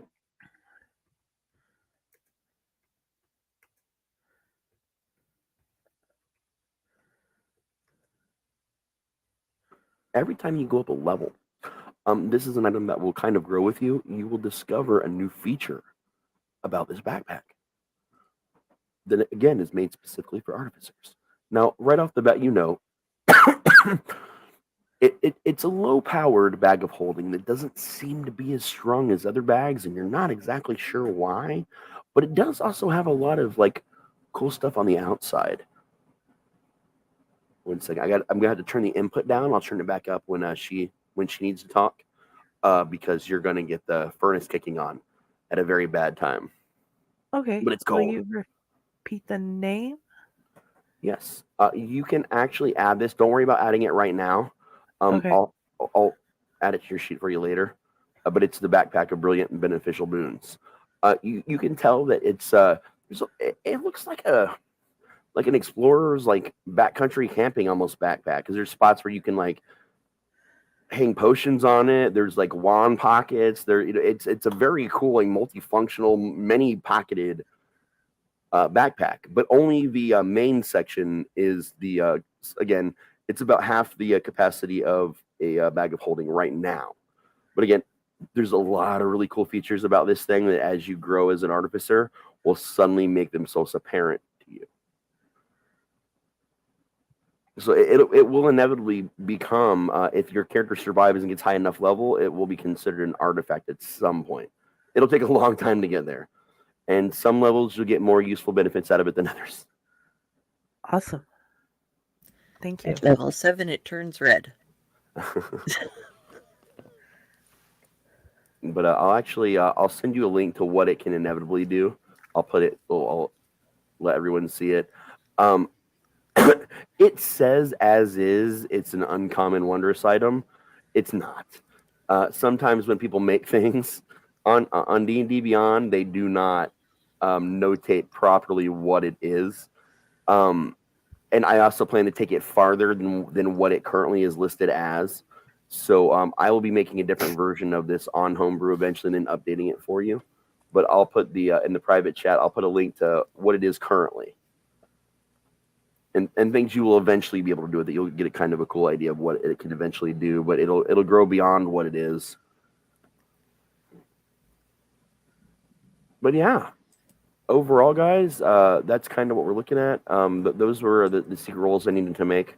Just that you roll one, I roll one. Nothing super major. Nothing super campaign changing at low levels per se, considering how squishy you are at level 1. I'm the boring person who just wanted a backpack. Speak for yourself. Hello, I'm squishy. squishy. Well, yeah, you're made of metal, my friend. I wanted a backpack too. You got a backpack Yeah, too. it's just different. I like my backpack is organizational. That's what I love about the Heward's Handy Haversack. Mhm. It's not as much as a bag of holding, but you get a couple of smaller compartments where you can just put all your stuff in. So The Oh, yeah. barbarian is happy. He got a bigger shiny to smash things with. Oh, I did have one question. Oh, sorry. I'll let her go first. She was talking. The stoner's happy she got a pipe of ever smoke. Heck yeah. Oh, yeah. I did want to ask later on, once I level up more, will I be able to enchant the horses? There are no horses. It's a horseless carriage. Oh, okay. It's basically a car, dude. Yeah, there's a wheel. I mean, you're guiding it. You're steering this damn thing. It's We're gonna go far. It's a motorized carriage, basically. So think of the old carriages that you see in like the older movies and like your fantasy movies where they're riding in it, but take the horses away. Okay. And that's what you have essentially. I was going off the last campaign. My bad. Oh, you're good. You're good. But yeah, there's all kinds of really cool enchantments and upgrades you can do to carts, man. You can get storage bins of holding where there's like bins underneath the benches, and you can put everybody has their own bin, and it's basically a bin of holding. You can upgrade your luggage racks. There's things that you can do to there's some really spells. Just be creative with it. There's a lot of things you'll be able to figure out as you go along. You can turn it into a giant tank with guns. Mhm. Well, Ah, not guns, but implements that shoot magic things that is pretty much a gun. We Yep. have an artificer. Yep, and that's the other thing. You do have an artificer that can help you with certain things. You put a turret on the top of it. You can turn it into an all-terrain, so we can actually go across water. There's just a lot of cool things you can eventually do. I mean, it's going to be really expensive, obviously, and take a lot of time. But yeah, sweet. Question for you, Raz, Mhm. because I always ask this of my DMs when I do play Warforged. Will you allow me, not now, but later on with money and experience to upgrade my body to like add armor class and resistances and things like that? yeah. I'm an upgrade DM. Like, if you come with a cool idea for a magic item or just an item that you want to invent or create, we'll sit down and we'll work on it and we'll build it from the ground up and I'll put it in homebrew for you. Yeah, because I can't wear armor, so Correct. the only way to get my armor class up is either by rings, amulets, or putting better things on my body. And you're another person that will benefit Tattoos. from being in a group with an artificer. Can't tattoo. I don't have skin. I'm literally made of wood, metal, and rock. They just paint them on. Yeah, So, magic that would sigils. work. You could as do long as magic sigils. as long as you could like carve runes into me. You runes of power, that kind of stuff. Brand. A little bit of war paint. Yeah. I'm excited. We have a really cool setup, man. We have we do have 2 fire genasi, but I'm actually really excited about that. I think that's going to be super cool the way that's gonna play out. But we have a very diverse group here. Like, everybody's got a different class, which is cool. Everybody is useful in a different way. You guys have pretty much everything covered except for rogue specifically. But with a lot of the different things that you guys can do, I pretty got much that have it covered. The only thing I can't do is move silently, but I can pick pockets. I can pick locks. I can disarm traps. I can see shit. So, You're a human shield too. huh? Yes. I'm a rogue that can tank not human. damage. Yeah. Oh yeah. Question that, and as far as talking about asking DMs, something that I like to do is if we're going around as a party and we're like, okay, you sneak in over there. If somebody starts sneaking and they're making a shit ton of noise, we can like get their attention and let them know, at least when they're close enough to us, if they're failing their sneaking rolls and being too loud. Do you allow for that? Yeah, within reason. I mean, obviously, too loud in a situation where the whole room fell silent and they notice you. That's a different story. But yeah, like, that's an interesting mechanic though, also for D&D. If someone is suddenly aware that they're making noise, because generally when you don't roll that well, you don't realize that you're making the noise. But if someone brings it to your attention, that can trigger the ability for them, like in character, to stop and realize, oh shit, if they can hear me, I'm making noise. They're trying to stop and center themselves again and do a new check. Okay, because that was something that I was always just like, well, duh. If I'm standing right next to this guy and he's like, I'm going to go in there. Oh shit, I forgot to take my jingle bells off. I'm like, I think I do now. Played a rock troll named Kronk at one point in time who thought that it was only polite to knock on every door our party went to. And this was a party I was in with Jayson. He can tell you, even in dungeons, if the door was open, Kronk would close the door and knock on it before he would enter. You got that idea from what I told you about my old group, though, when we ran up to the big bad's pyramid, and there was a pull rope there, and the genius barbarian pulled on it, and you hear a dong. Yep. So the DM writes in his, because he had a DM diary, is like, the intrepid party walks up to the evil headquarters and rings the fucking doorbell.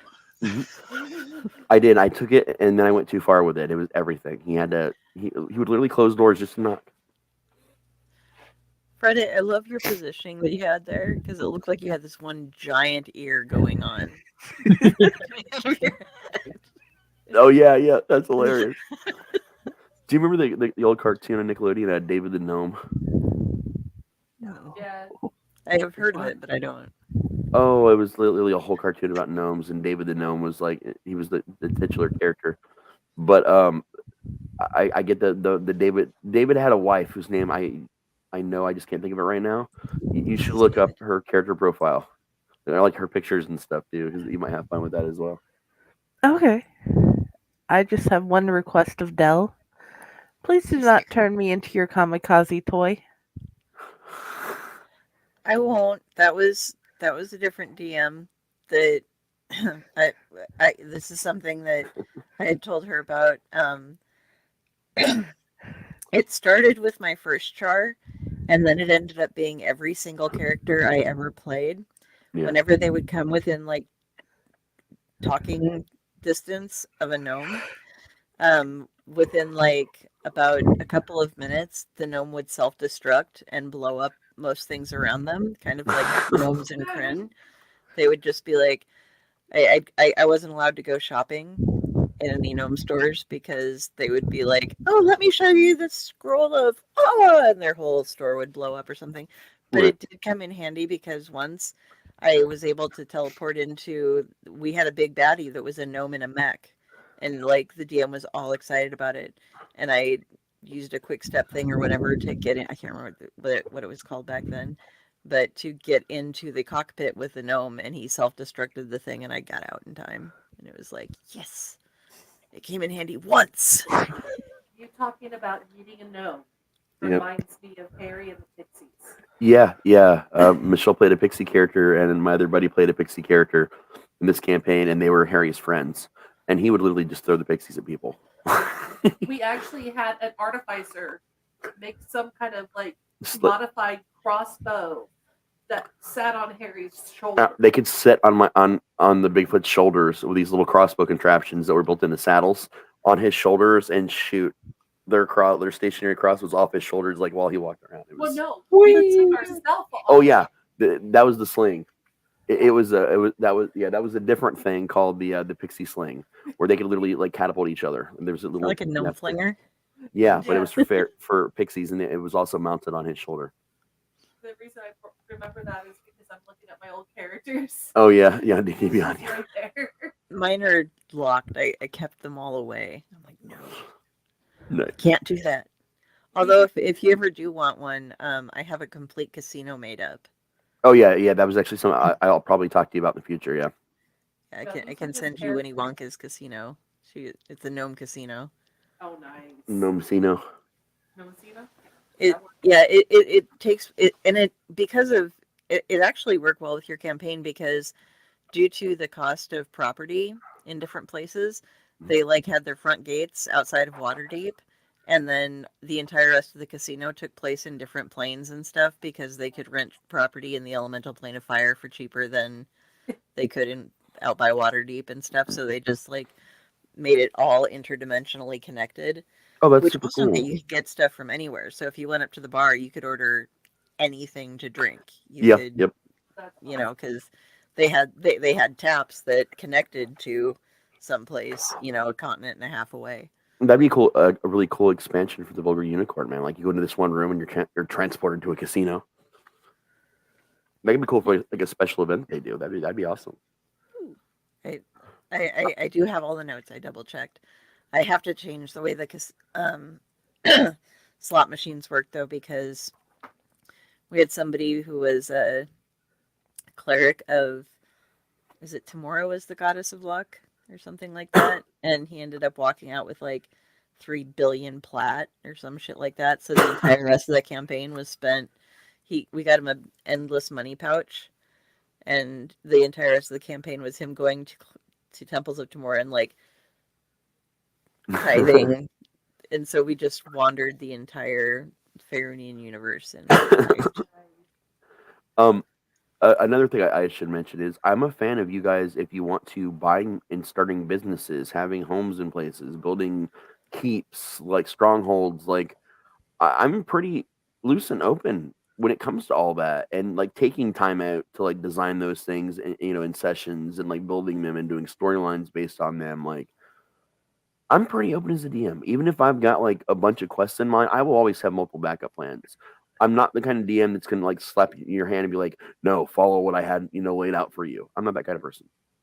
I do a lot of planning, but I'm also good enough to change anything I need to change and do things on the fly.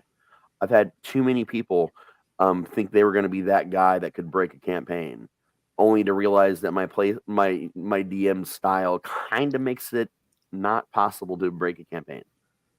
I had someone not that long ago learn that lesson in a very tough way for their character for a campaign that unfortunately wasn't able to continue. But yeah, you're not going to come in and break me or do something that's going to throw me off so bad. Now I might need a moment. I'm like, hey, give me a moment to think about this. That could happen. That's reasonable, I think, for a DM to ask for a moment. Now, on the other side, you have been the one to break a DM. I have broken DMs, but not on purpose. Like as a player character, I will never set out to be again that guy that like just tries to break a campaign. I do get pretty creative and inventive as a player, though. Especially do what? Love potion. Yeah. There was a situation where I introduced a love potion, a totally normal item, at a very inappropriate time, which led to relations between one of our characters and a Drider in the Underdark. Yeah, it was a prank my character was playing. That Seth was playing on one of our warlock friends, and that created a very sticky situation. Ew. Yeah, and I completely broke the whole campaign for about 20-30 minutes while everyone either died laughing, died inside, or the DM was trying to figure out how to progress things and fix the situation. Campaign that we made Red Rocket of Riding. Yeah, we won't talk about Red Rocket. You'll see it someday. Yeah. We ran into a bunch of nymphs once, and I ended up getting that fire genasi that gave birth to an egg because she was with a dragonborn, and she like gave him the egg and took off because she was like, nah, bro, I'm not gonna be a mom. And he was retiring because he just invented the arrows with the portable hole and the thing that makes things explode. So he was like, I'm retiring. I'm like, okay, raise the kid. Bye. She Michelle ran some Fey Wild campaigns for the West March we were doing, and in Fey, a lot of things want to fuck you and procreate. That's kind of how like a lot of the courts in Fey are. That's how they grow their numbers. And she played that pretty true, and a lot of characters got pretty shit-faced and did things. And I've got that really weird book for 3.5 that I found a lot of conversions for 5e4 that tells you like the ovulation cycles of different Oh, yeah. races, STDs. I have STDs, that book pregnancy around here. rates. Somebody stole mine. I've still got the digital copy of it, thankfully, at least. And I've got the conversion tables for 5e for it. But we call that the D&D softcore porn book because literally there's a lot of nudity and like person like photographs of people in like fantasy style costumes, but softcore porn basically. The magic items. Yeah. Oh, I've actually the got an magic items. expanded one that somebody made and put up on the DMs Guild for 5e. That's all about. It's called it's like Fear and Loathing in Faerun or something like that. It literally discusses like every drug you can imagine, like new rules for drugs and all kinds. I literally have a book for everything you guys can possibly ever want to imagine or not want to imagine or do at this point. I've made sure recently because I went through everything that I had from I've got like 70 or 80 books in the DMs Guild that I've got picked up over the years. Most are actually geared towards 5e because of the 5e servers I was on, but I down converted a lot of things to 3.5 at different times.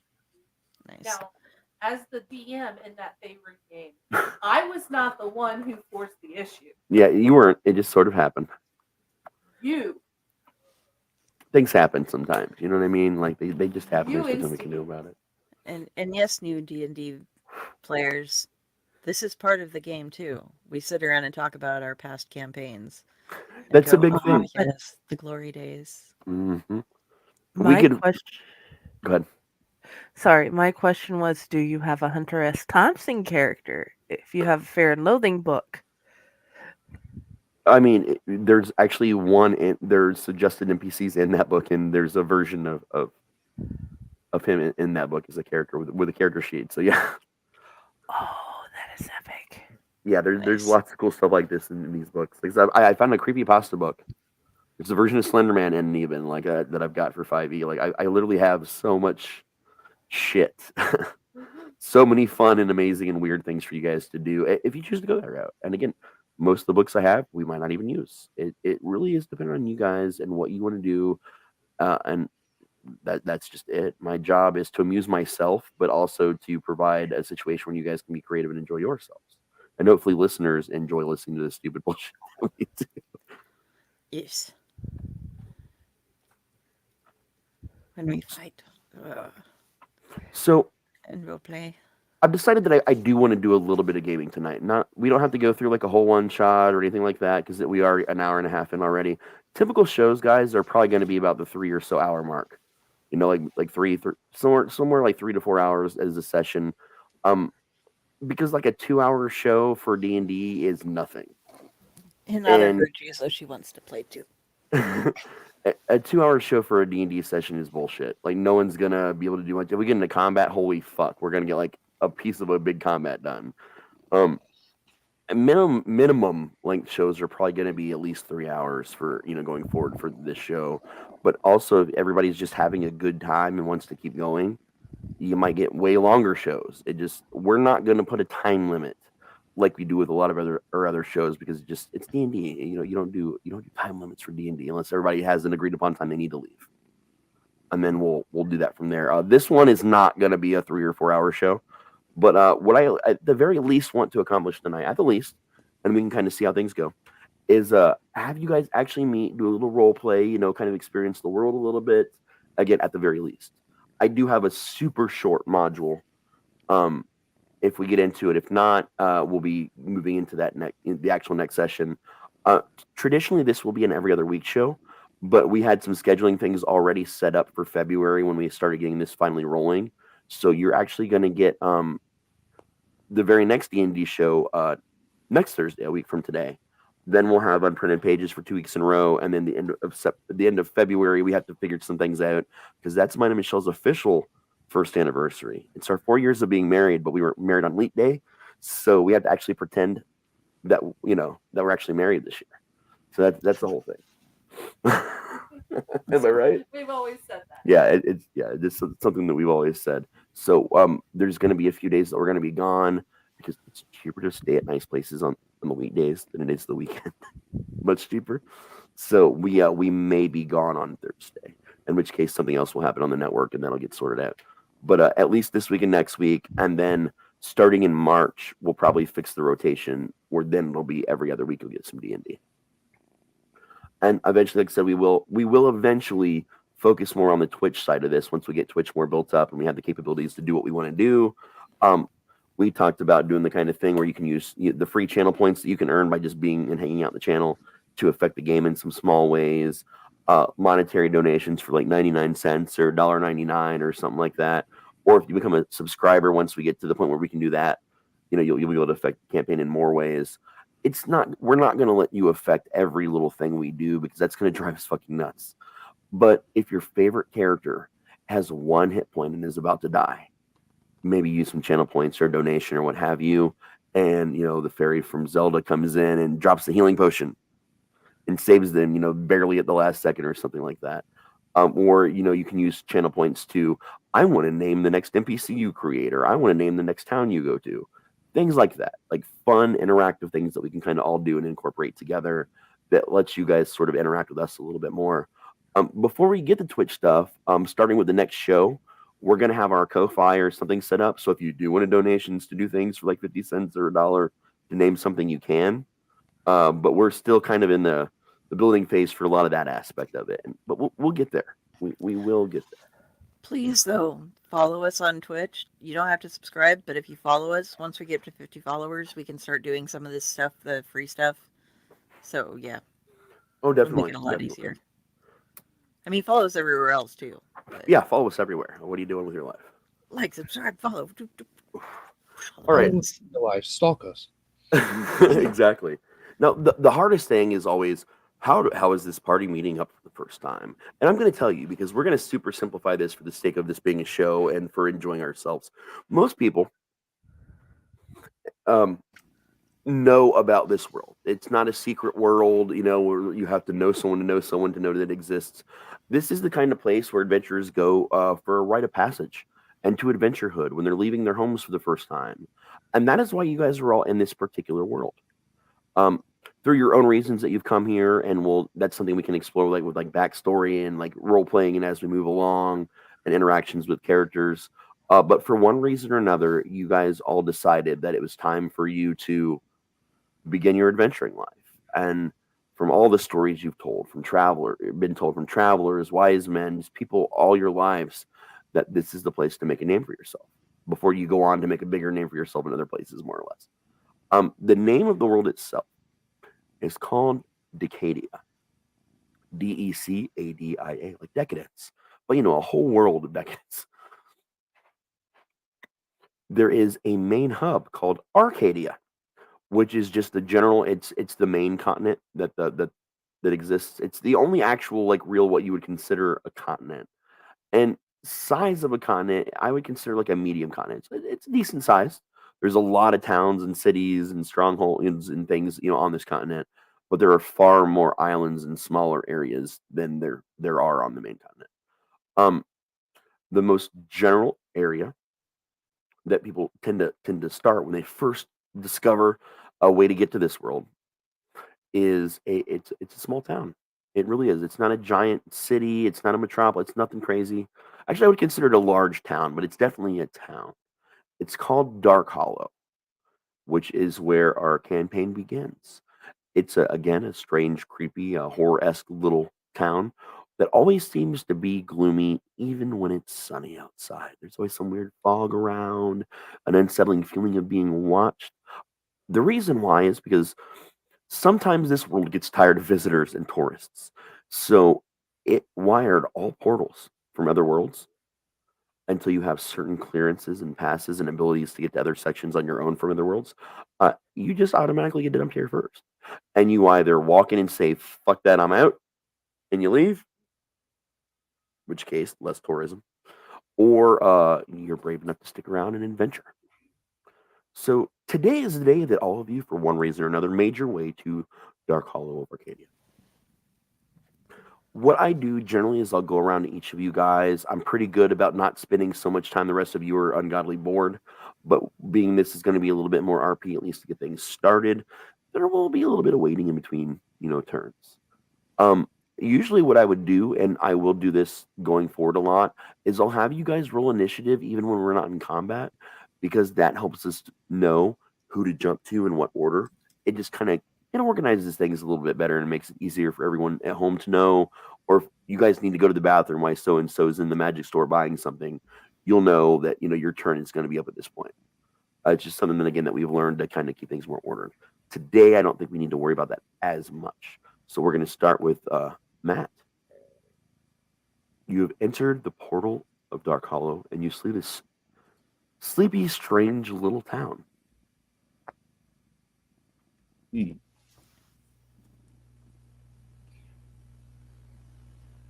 Let's see. Let's go to try to get some more social aspect. Just try to find people. Okay. You wander the streets for a little bit. Make me a perception check.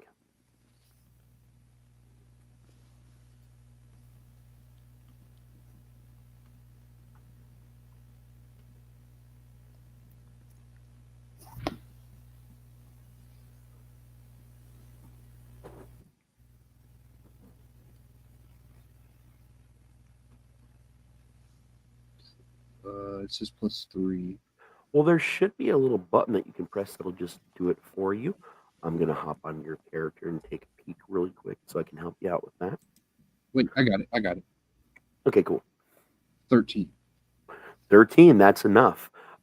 As you're looking for people, you're kind of looking around and you're starting to notice people are kind of going in and out of this one building. Upon closer inspection, as you walk up, there is a large sign out front that looks like a bipedal unicorn that's shit-faced. And in this picture, it's got a bottle of something, you're not sure, presumably liquor in one hand and a blunt in the other. It says, "The Vulgar Unicorn," across the top of it, across the top of the sign. Clearly a tavern of some kind. All right, let's go get drunk. All right. Now, because this is Dark Hollow and it's a smaller town, this is not one of the more giant and extravagant versions that you may eventually run across. This is the size of like your average neighborhood bar in like a real life sort of setting. It's on the smaller side. All in all, there's in this particular one, there are columns kind of throughout this one, which is a little bit different setup from a lot of them. You'll notice that it changes the way like movement works in the room. Like I'm trying to figure out a way to best explain this to you. Like, you know how like old drafty places tend to have that like little breeze that kind of goes through the room? Well, the columns kind of break that up to where no matter where you're standing in the room, you kind of feel a little bit of a breeze, which is different. It's a very odd construction in that way. Being a cleric, you would imagine that also disrupts magic patterns in some ways based on the construction. You're not skilled or knowledgeable enough yet to really know how that would work. It's just sort of like this strange feeling you get, like just the vibe of the room. It's a little cold and creepy in here. It is, and there are 13 circle tables scattered out. You also notice there are exactly 13 columns. There's all kinds of different people in this place. You got your halflings, you even got a couple half orcs, you got some humans. A lot of the the traditional races are sort of here. Some notable things that just right off the rip, you notice obviously there is a dwarf, a very clean dwarf for such a dirty looking place. A very well kept dwarf that's got a big grin on his face, who seems drunk based on the way he's just shouting random things and what sounds like almost nonsense at times from behind the bar.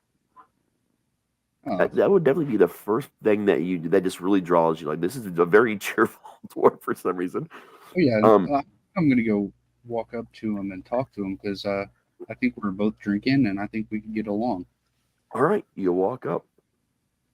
His eyes light up immediately, like that look when someone has reunited with their best friend that they haven't seen in years. That's the feeling that you get from this dwarf, and he looks up at you, like way up at you, because you're a Goliath and he's a dwarf. And then you notice he hops up on a stool behind the bar, so he's a little taller, but still not nowhere near as tall as he needs to be to really look at you well. He's like, "Oh man, how are you?"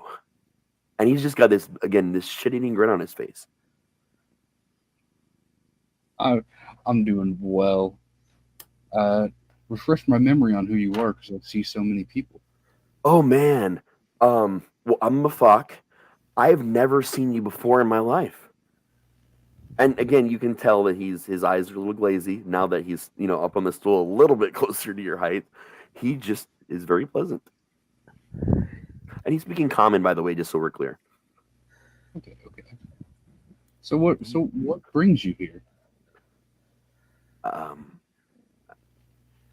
Wow, that's deep, man. Well, I mean, I own the place, so I'm kind of always here, I guess. I live in one of the rooms back here.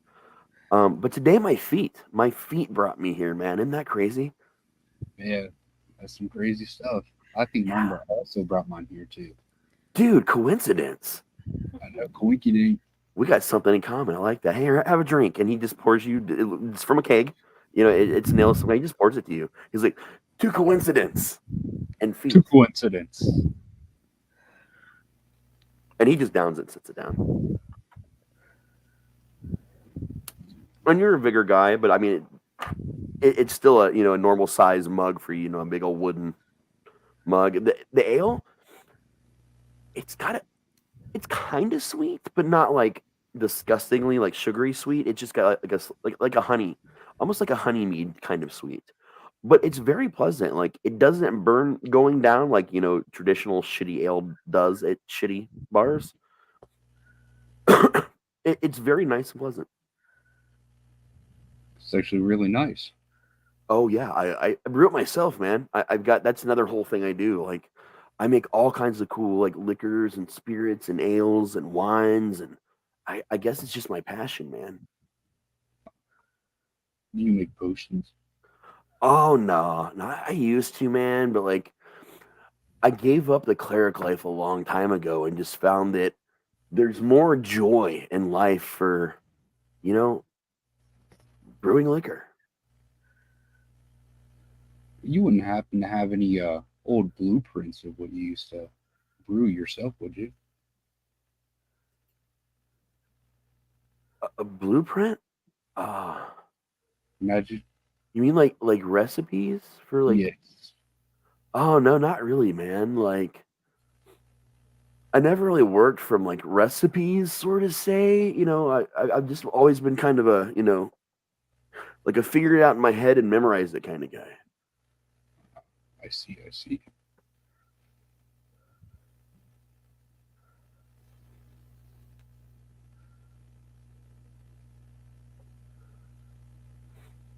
We're going to pause here and we're going to go to the next person, but we will come back to you.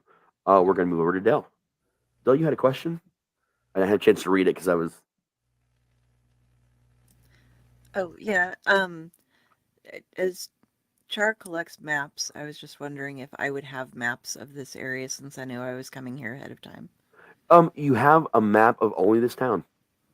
It is the only one that you could possibly find, and it was drawn from vague memory by someone for you directly because you asked.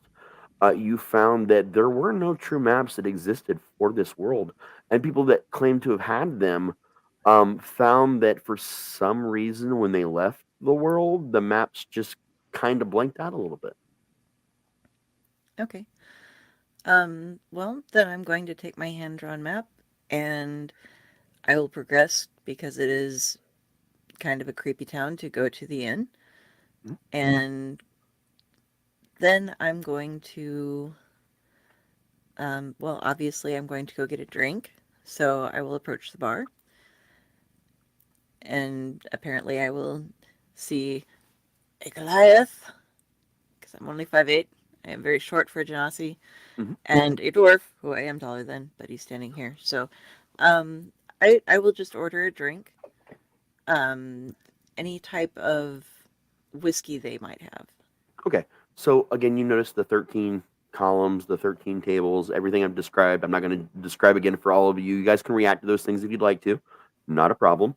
One thing you notice is that the inn is a separate building, although it is connected to the Vulgar Unicorn. There isn't a sign out front other than one that just says inn. There's a separate door to go into the inn, just like there's a separate door to go into the Vulgar Unicorn itself. But there is an adjoining door in the establishment, so where it joins to the inn next door, just so you kind of have a better idea of the layout. So when you go in, on the left wall, it would be the door that also the internal door to the inn, or the outside entrances. You notice that the dwarf is on a stool behind the bar. Again, the same description. He's, obviously like lit as fuck, very well manicured, and he's just totally engaged. So when you walk up and you said you're ordering like a whiskey? He's like, Yeah. Oh shit. How's it going? It's going well. I was wondering, do you have whiskey here? A whiskey. Yeah, give me a second. And he almost falls off the stool, but then gracefully like fixes it just as he's falling to make it seem like he meant to do it. And he rummages around. You hear something like some bottles like clinking under the bar, and he puffs back up the red bottle. And he kind of sets it down. He's like, he's looking at you real close. He's like, yeah, I used to have a friend that was one of you, man. Yeah, you'll like this. And he pours this, and it's even got a reddish color to the liquor as he pours it in the glass. And obviously, he's not going to put it in a tankard or a giant mug, but I mean, it's still a for your size, it's a glass. Okay. Fills it up and slides it over to you, and just kind of eyes you a little bit. All right. Here, I'm going to give it a sniff and take a sip. The first thing you notice is that the glass is warm, like as if the liquid is generating heat warm. It's got some sense of there's definitely a little bit of cinnamon, but not like a crazy, like not like Fireball level cinnamon, like not insane, like a small amount of like clove and cinnamon, kind of the scent that it gives off, and you can definitely taste those things. But you feel very warm inside, not like you're drunk warm, but like an inner heat that's fueling your own inner heat. It immediately brings you comfort and reminds you of home. Okay. Well, thank you for this. How much do I owe you? Oh man, no, like I will charge you eventually, but like when you first show up, man, it's like a kindness, like when you meet someone for the first time, So like the first drink's always free here, man.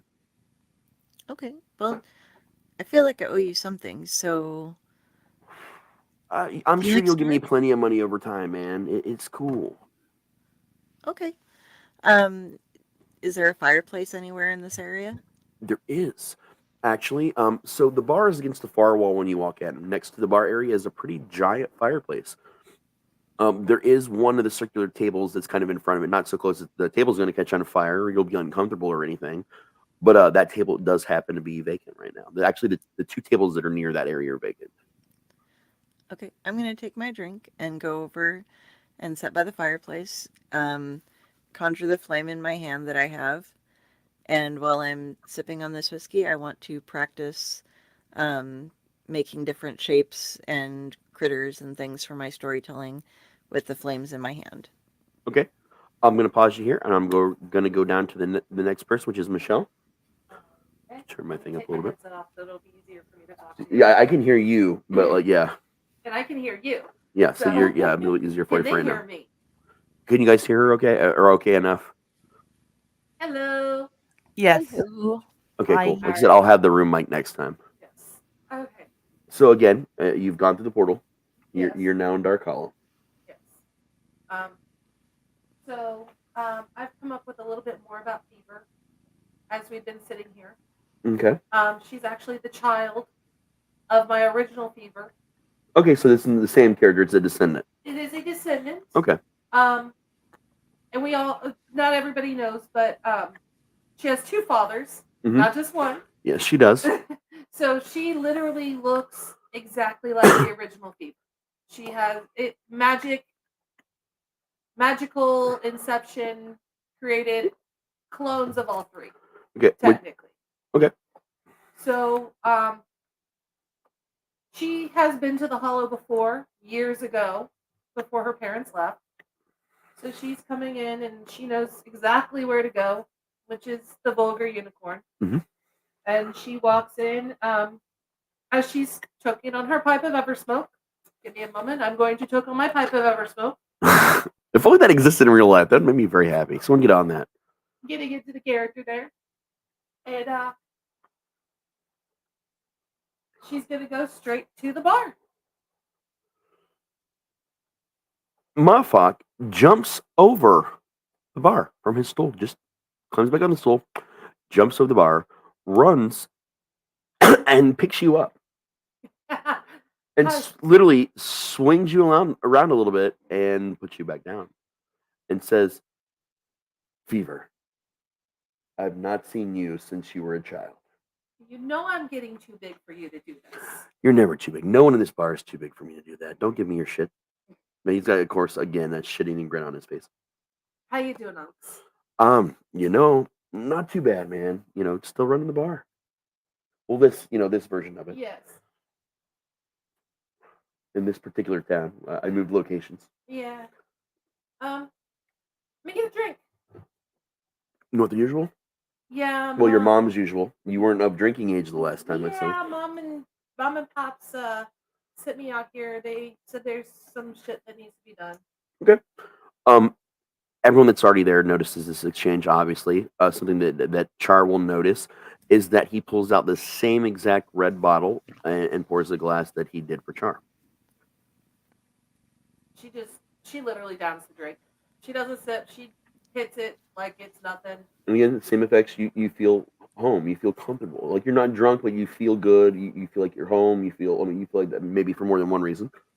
Although this was never really your home. You're not that familiar with this world, but like you at least know a person or two. And then of course she hits her pipe for good measure. And he takes it and hits it as well and hands it back to you. Yes. So you're ready to start your adventuring career, I gather. Yeah, that's what they say. I just rather sit home and smoke all day. A lot of new faces in here today, though, man. Yeah, I see a couple. See one that looks kind of familiar. Yeah. She seems nice. I might have to check her out. All right. I'm going to pause you there. Okay. We're going to move on to Jayson.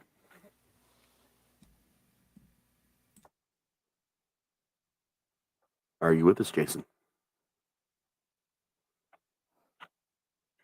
I'll give him a couple seconds. If not, I can move to Friday and come back to him.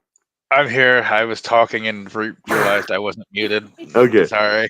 No, we're all My going to do that a million bad. times. That's something the people at home are going to have to get fucking used to because we all will do that numerous times. Yeah, that's what happens when you put a bunch of stoners together with technology. So you've just stepped out of the portal and you're now in Dark Hollow. Okay, first thing I go up to, I go up to the bounty board and look for any mages. You go up to the bounty board and look for mages.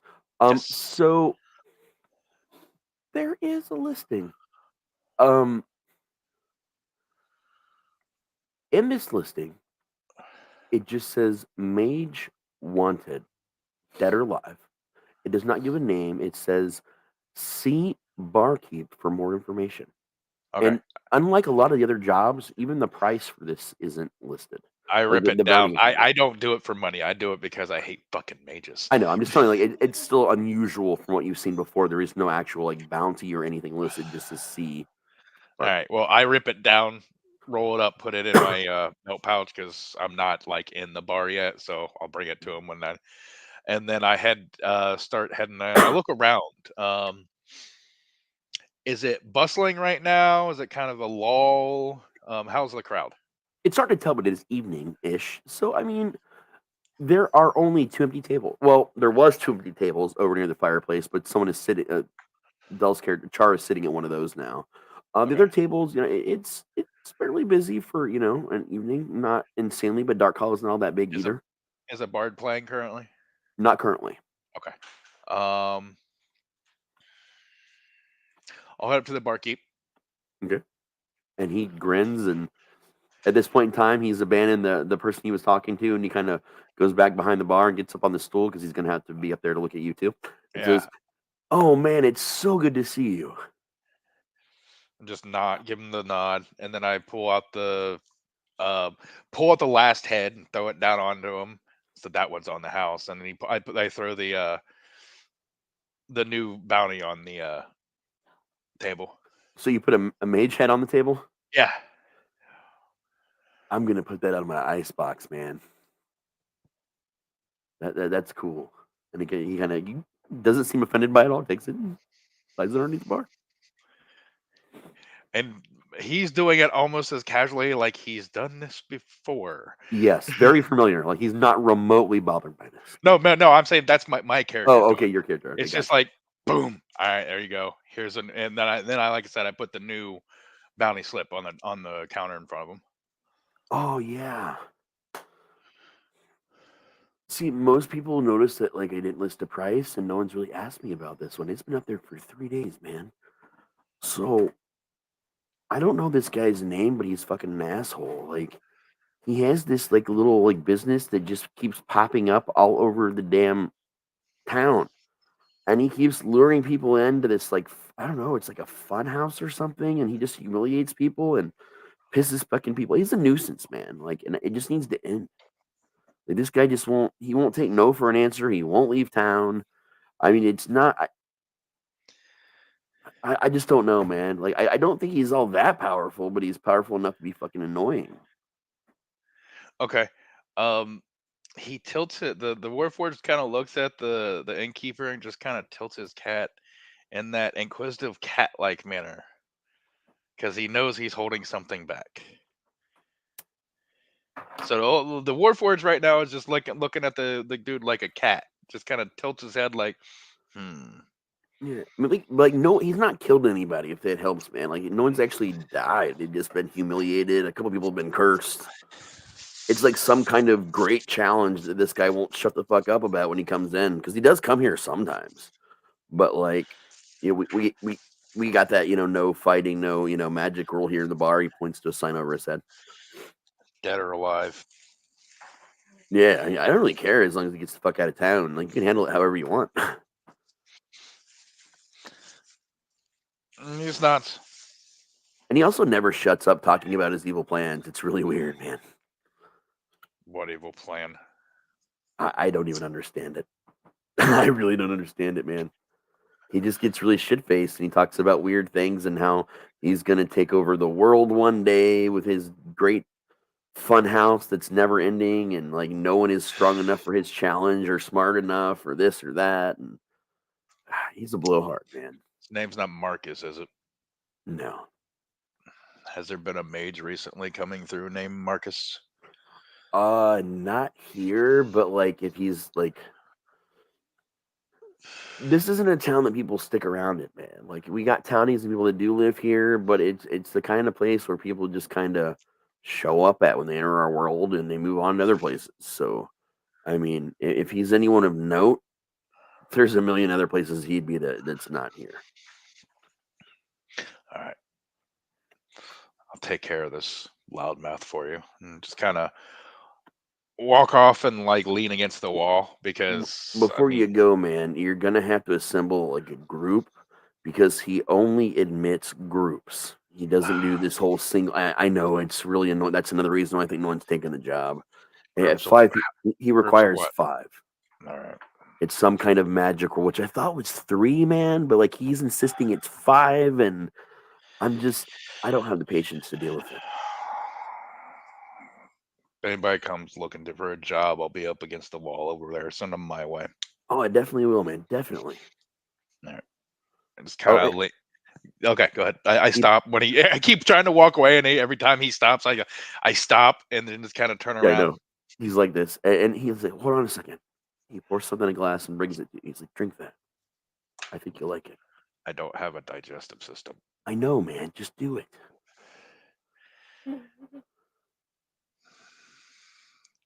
All right. So you see the Warforged. A part of the helmet comes up, or not the helmet, part of the face mask comes up slightly, and it goes like in, and then the thing shuts again, and he shuts the thing down. Anybody close to me other than the Goliath is close-ish to you because you keep trying to walk away and he keeps stopping you right by the bar. How close is close-ish? He's up like right at the bar, so I'd say about 15 feet. and then Okay, he's not Fever's close probably enough about to hear 10 that. feet. Okay, so yeah, never mind then. All right, so yeah, um, and then just what walks over. Does it do anything? Because he did drink it.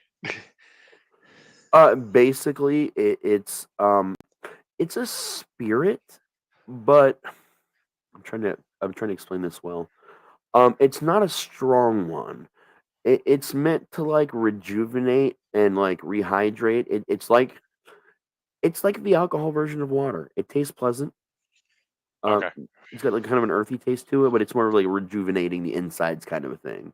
So you imagine it would work the same for like a living person drinking it versus you also drinking, to where it absorbs into your system. It's Okay, pleasant. so I just go and lean against the wall, kind of Yeah, cross my arms and take this giant sword off my back and lean it against the wall, just because that would be very uncomfortable to lean against the wall, fair and enough. then just kind of wait, because I mean, I'm here to do a job, so Yeah, but I need people. I have to move people back around to where they were. Hold on. You're fine. Oh, this is so confusing. Sorry about that, guys. You're good. There we go. I got everybody fixed back where I need And them to see. be. And we're gonna move over to Friday. Jenny, your character has just entered or exited the portal. You're now in Dark Hollow. I am thirsty and slightly hungry and curious about the surroundings, and I see a unicorn, and I want And to I go see. see if I can ride it or eat it. Well, turns out you can do neither because the closer you get, you realize it's a crudely painted sign. So I walk in the door and find out what's happening. Again, you see this bar with 13 tables, a nice fireplace. You see 13 columns. You see a bar that many people are walking up to and exiting from. Um, you mentioned being hungry, and food is served here. You do see a couple people eating. The fare seems looks pretty nice. You see all kinds of different meats and breads and cheeses and things like that on different tables. And there is a clearly shit faced, very happy dwarf. Plus all the characters that have done their descriptions. So I'm not going to remind you where they are because they're all inside. Okay, I go to see if there's room at the bar. Yeah, yeah. There's Okay, also 13 stools at the bar, and only there's a Goliath just standing there, and Warford standing against the wall, and a Fever just kind of chilling and standing there and looking around. But there's still like 9 seats open at the bar. I go and I take a seat that hopefully is open towards the left end of the bar. Yeah, the far left And end is completely open. great, I go climb in the far left chair and wait for the barkeep to come say hi. He saw you when you came in. He was already grinning. And as soon as you go over there, he picks up his stool, moves over to the left side of the bar, hops up on it. Oh man, how long has it been? I don't know, but I'm happy to be here. Me either. So what can I do for you? Can I get some victuals and a drink? Mm, yeah, give me a second. He hops out. He goes to the back room this time. He comes out. He looks at you, kind of taps his chin a little bit. He's like, yeah, this will work. You basically have the equivalent of chicken nuggets on a platter with some celery. Uh, no idea why there's celery, but there's definitely celery. Yeah, I was gonna say, And what the fuck with the celery? there's celery. It's celery and chicken nuggets, basically. It's what he decided on that she needed. And then he pours from it's like a lavender colored bottle. He pours a spirit of some kind into it, but it's like a wine goblet that he pours it into. So you're gathering that it's probably a wine of some kind. He kind of slides it over to you. Here, try this. Thank you. You're welcome. Do you have any more of that brown sauce? I do. And he gets out. He goes to the back room, comes out with this little bottle, and sets it down for you. The Great. brown sauce. I say thank you and I add some on my chicken and I enjoy munching on my meal as I look around the room. Anything in particular you're looking for? I'm looking to see if there's anything anywhere remotely fun to do. Oh, Like, sorry. I actually was supposed to be muted. Sorry. You're good. Like- You're good. was contemplating on asking the barkeep if there's anybody looking to do something fun. Actually, man, yeah. There's this weird asshole mage that has a fun house. He's trying to get people to sell. Oh, that guy over there. And he points to the Warforged standing about 15 feet. Actually, from where you were, about 20 feet against the wall. And he's like, that guy over there is going to like take up the challenge, but he needs like 4 other people to help him do it. You might want to go talk to him, man. He told me to send people over to him, you know? Okay. I finish my meal and go say hi. No, the drink was very. You feel very bubbly, like you know you're a very chill kind of character, but you feel like a little happier than you felt when you walked in. Even like you feel confident and a little bit bubbly inside, like nice and warm and bubbly inside. You're not drunk or anything. You just you're a little bit buzzed, but it was like Ooh. a mulberry type taste. Am I able to walk properly or Oh yeah, you're not drunk or anything. You're not even going to be at negatives or anything like that. It's a okay. little bit of a feeling, like a vibe. I coast on it and I asked more happily than I normally would. Hi! He said you had something fun to do. She says to the Warforged, she's currently muted.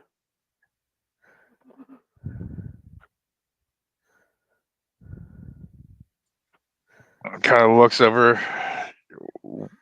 Look down at the 3-foot person. Yeah, I was gonna say, what race are you? Ken, you're tiny. You're one of the tiny folk. Okay. No. Look down, and you see the purple eyes kind of glow for a minute, like taking you in, and then looks back at the barkeep. And if there was an eyebrow on the face right now, it would be raised at the innkeep right now. Like, really? He shrugs. He gets the vibe. You said to send him over, man. Fair. All right. I take it the innkeep or the barkeep sent you over here. Yes. He said you had a thing for us to do. Are you a mage? I am an artificer. Okay. It's not a mage.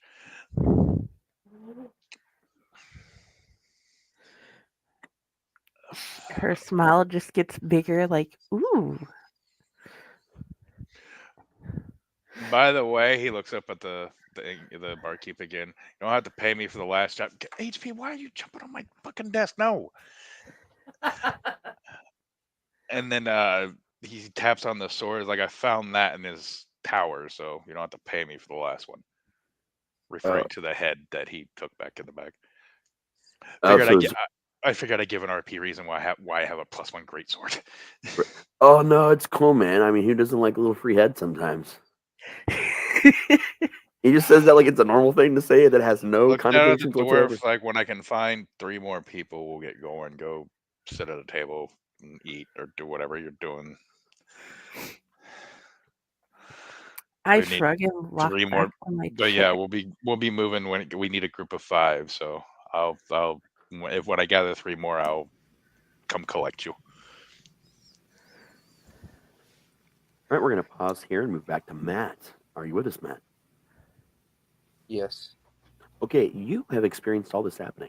You now know that the Warforged is looking for someone. You've overheard the whole conversation between the Warforged and the bartender, and now with the gnome. You clearly know there's something going on that may be of interest to you. All right, I think I'm gonna go walk over to the Warforged and just be like, "Yeah, I'm in." Looks at the Goliath and like, okay, at least I can work with that. He didn't say this, but the purple eyes kind of do the whole scan thing real quick again, and then like just nods and points at the table where the boom's at. And you do notice his religious focus, his little emblem with the Mary Jane on it, so you can automatically kind of tell. I like clerics don't bother me. It's mages. Yeah, no, I was just letting you know. I have a very specific focus that I must destroy. I don't hate magic. I hate magic users. All right.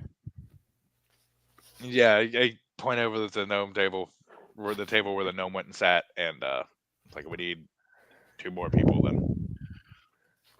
And again, the only empty table was the table right next to the table that Char is currently sitting at. That was the empty one.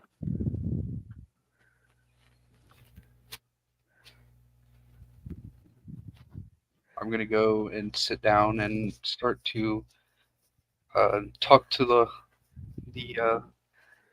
little one that is sitting at the table. Hi.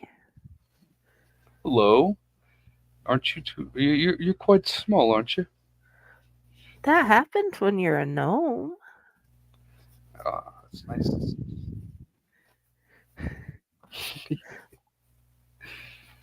Are you this? Are you up for the fun that we will be commencing in? I don't know, but I am looking forward to it. I brought my trusty spoon. Spoons are very useful. Spoon. Especially when they're thick and wooden, they're good for thwacking. The bartender pipes up. That's what she said.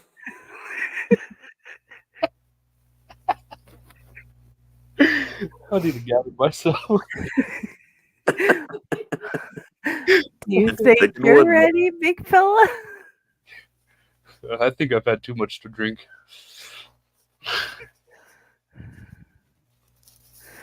I did not know that was possible.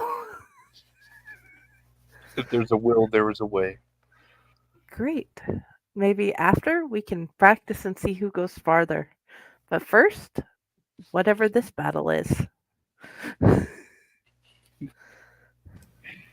Speaking of battles, sorry, didn't mean to interrupt. I've been battling with this flame thing for a while. Does this look like a chicken, a crow, or a seagull to you? Crow? That's definitely a crow. Yes! I think there's something to this liquor. I'll be right back.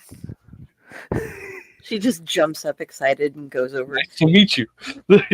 Can I get some more of this? It's wonderful. Look, I can make a crow now. Yeah, of course. She's not drunk. She's just really happy. Yep. He pours you a little bit more. Thank you. Sit over back at my table. Oh, sorry. By the way, I'm Char. Oh, wait, get that out first. Okay.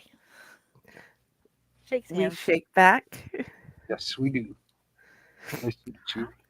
I'm Rico. I'm Nice to meet you. Calypso. Nice to meet you as well. What are you guys up to? Waiting for some fun. Would you like to join us? You will have to go talk to the big guy if you want to join us. Sure. I have nothing better to do. I'm out here trying to have fun, find new friends, do new things, set things on fire, maybe. I don't know. Ooh, I love ablaze things. Just don't set the bar on fire. No worries. Getting better. I only did that once, Uncle. Yeah. It only needs to happen once. So I'm going to go and approach the Warforged and say, hey, I heard that there's something going on that I might be able to join in on. The Warforged looks over at you, looks you up and down, immediately sees you're a fire genasi, and he says, I had an uncle once. Yes? He traveled with a group a long time ago in this weird world. There was like a dumb barbarian and a druid that was a fire genasi. And he warned me, if I ever have to start an adventuring party, whatever you do not allow pyromaniac fire genasis into your group. Are you a pyromaniac? I like fire, but I don't set things on fire that aren't supposed to be on fire. You're in. Go sit at the table. The barkeep looks at you. What's your uncle's name? Shit, what was my character's name in Oh god. Danis? Danis Darkmoon. Elven, I believe he was a warlock. No, Yeah. not a warlock. Yeah, he was a warlock. Yeah, Danis Darkmoon. He was a elven warlock. He was not. I say my because I have some of my creator's memories, but yeah, my creator's uncle. So yeah, I guess they ran together a long time ago in a galaxy far, far away. Okay. Sounds familiar, Saul. Go about your business. Besides, I'm not trying to be super hyper. My voice is all fucked up because of cough I've got, so I'm not like a squeaky character. I'm just squeaking right now.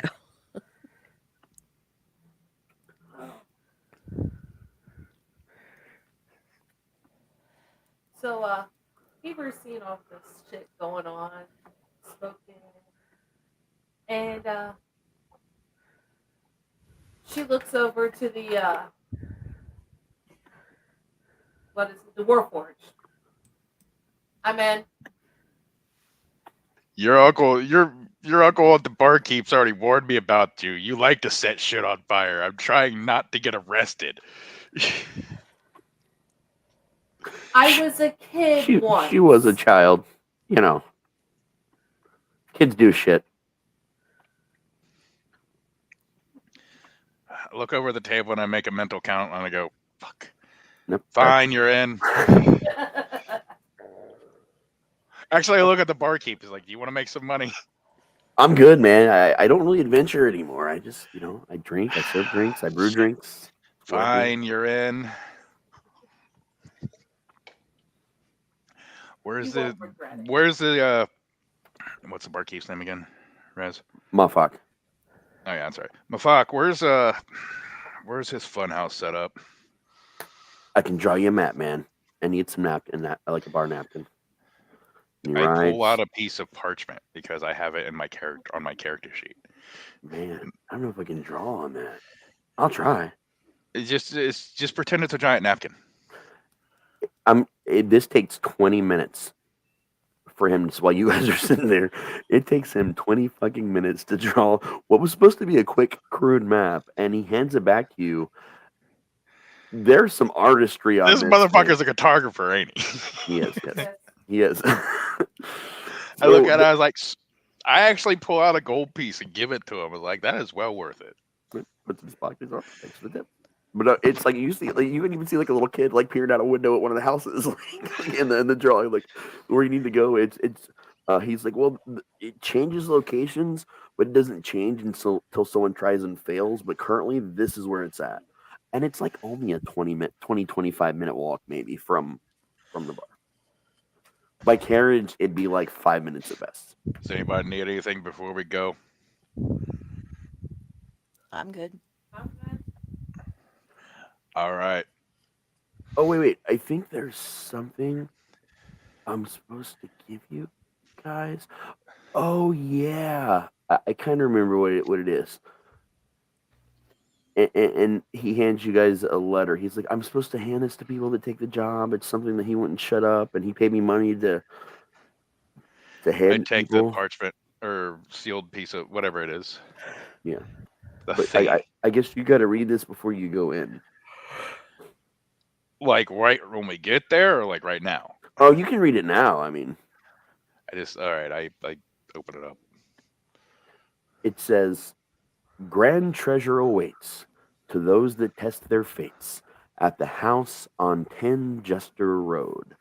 And then there's a second letter inside this weird package. Okay. And the second one says, well, there's 5 tickets inside. Apparently, you have to have tickets to get in. They look like they're on like some kind of like gold embossed parchment, like official seals. There's flourishes. There's like an image of a jester in the center of the ticket, and the second letter reads the rules. Rule number 1: you cannot advance to a new room until all your group is in. 2: everything is magical. Good luck detecting. 3: don't trust the talking statues. That's it. Your tickets, that little thing, and the rules.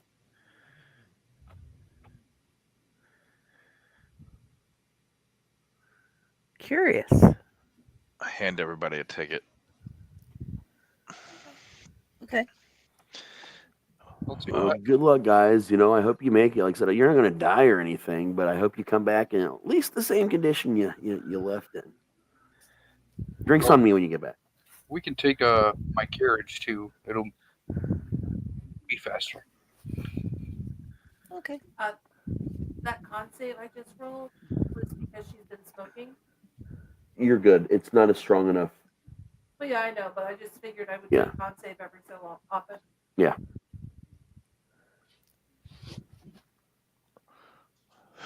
All right. So, We take the carriage. Yep. If no one needs anything special, you guys can hop on the carriage, and it's only about a 5-minute ride by carriage. Okay. Hopped up. When you approach, it's basically just a small, like, farmer's field on the edge of a farm, and a normal-looking house sits upon a bare lawn. 2 floors, maybe 100 square feet. Simple, Victorian, blue paint and wide windows. No ominous signs appear to mar the exterior, save for a red skull for a knocker. The gate stands open, welcoming, inviting. And there's no particular place to park your carriage. You just kind of roll up there and park out front in front of the gate and hop out. It's a black wrought iron gate, Nothing super fancy, but you see like the embossed like jester heads, like in different places, like sticking up on the tops. The gate does. There's a fence around the entire property, obviously, but that's it. And the gate's just like I said, it's open. It actually opens as you approach it. With a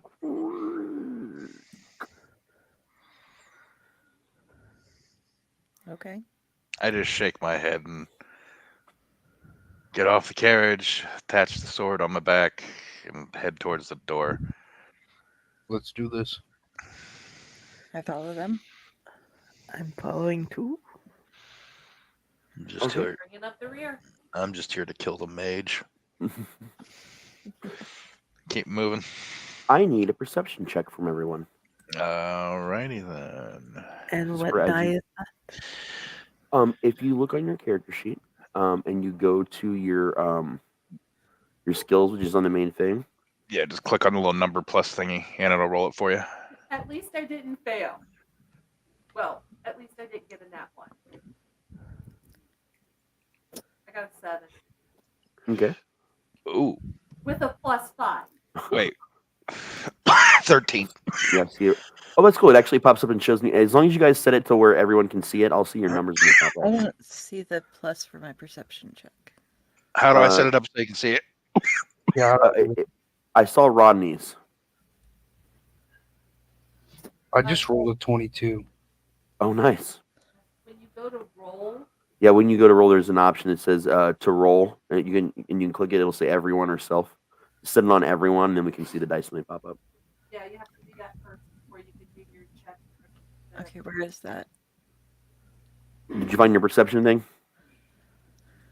I have passive wisdom perception as a sense. Mine just roll. Mine doesn't give me an. Oh, okay, there it is to everyone. Okay. Yeah. So when you're Oh, on sweet. your, hold on. Sorry. When you're on your character, you see all your sources. It's the main thing. Oh, mine said to everyone, I think. I think I just fixed it. I'm seeing everybody else's stuff. I just don't see where to roll for perception. I have. Do you see the +4 next to your, or plus whatever next to your perception And The skill. on the sheet in the middle? I think I need to reset the. It's your giant list of skills on the sheet. Oh, okay, got it. Sorry. You're good. Yeah, just click on the plus whatever, and it'll automatically roll it for you. I Okay. have a passive There we go. perception of 15. I got an 18. All right. Does that? Um, Did you guys all get to see that? Yep. I saw it. Okay. Yeah. All right. So here's what you notice. There's a sign that says Everybody in. The show is about to begin. And it's right next to the knocker. It's on the door.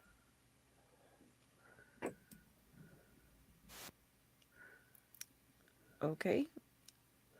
Fever is going to hit her pipe, exhale, and say something along the lines of, "My mom told me about something like this one time. I swear to God, if a dire turkey comes out, I'm out." What? Dire turkey. Okay. Is there like a knocker, or Yeah. is the door wide Yeah. open, Well, or? I said there's a red skull door knocker. Yeah. No, I mean, is it okay? Isn't it, all right.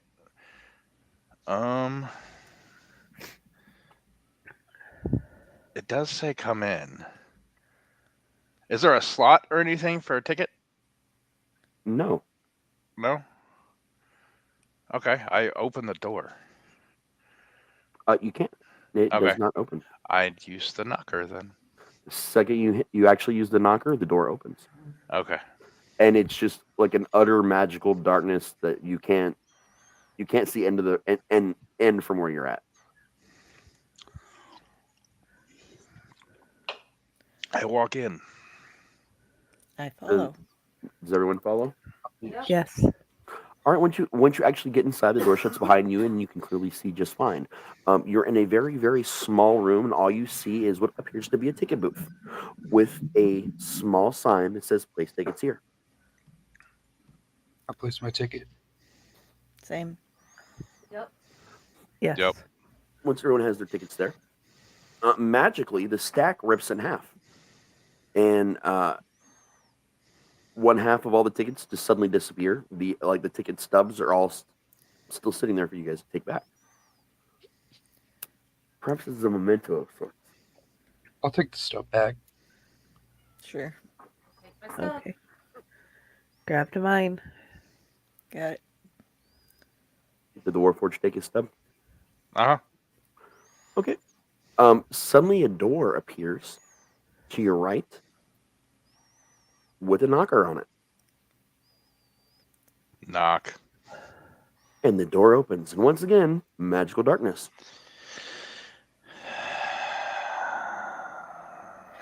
I walk through. Is everybody going through? Yes. Yeah, I'm going to produce flame as well. Okay. To try to have a light. Oh, that's fine. Again, once you guys walk through, the room is well lit. It just, for some reason, this magical darkness seems to be in the doorways only, so you can't see the room in front of you. Okay. You enter into a fairly quaint chamber. A chair, a desk, and a fancy rug fills the room with decorative red skulls. A simple wardrobe hangs ajar. Tattered clothes lay inside. But what catches your eye is immediate. An ornately gold and silver chest lays in the center of the room. It sits alone. No functional reason for being there. A door sits at the end of the room. I go to the door. That's an obvious trap.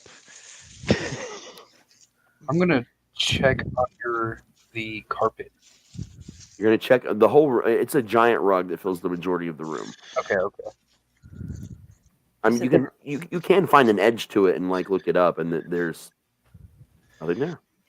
Okay. You never know with magician.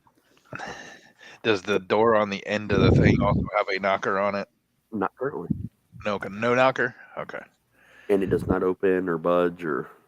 Oh my god, we're in a... Okay. So there was a book. There is a chair, a desk. There's a book on the desk, and the rug, and in the center of the room is the big old the gold ornate chest, and there's a wardrobe that's also hanging ajar. I would like to look at the book. The book, okay. I would like to remove the jar from the noose that the wardrobe mate put it on, seeing it was hanging ajar. Poor jar. Didn't deserve The jar to has now been that. saved. Well done, sir. All right, the book. It says "Magic for Morons" on the front cover. Okay. It is a simple, ugly looking yellow book, but hardbound, of course. Okay. See if the knock spell's in there. Going to open the book, look at the table of contents, or When you open the see book, what- fanfare plays. You hear, doo-doo-doo. The sound just fills the room. Okay. That's it. That's what happens when you open it.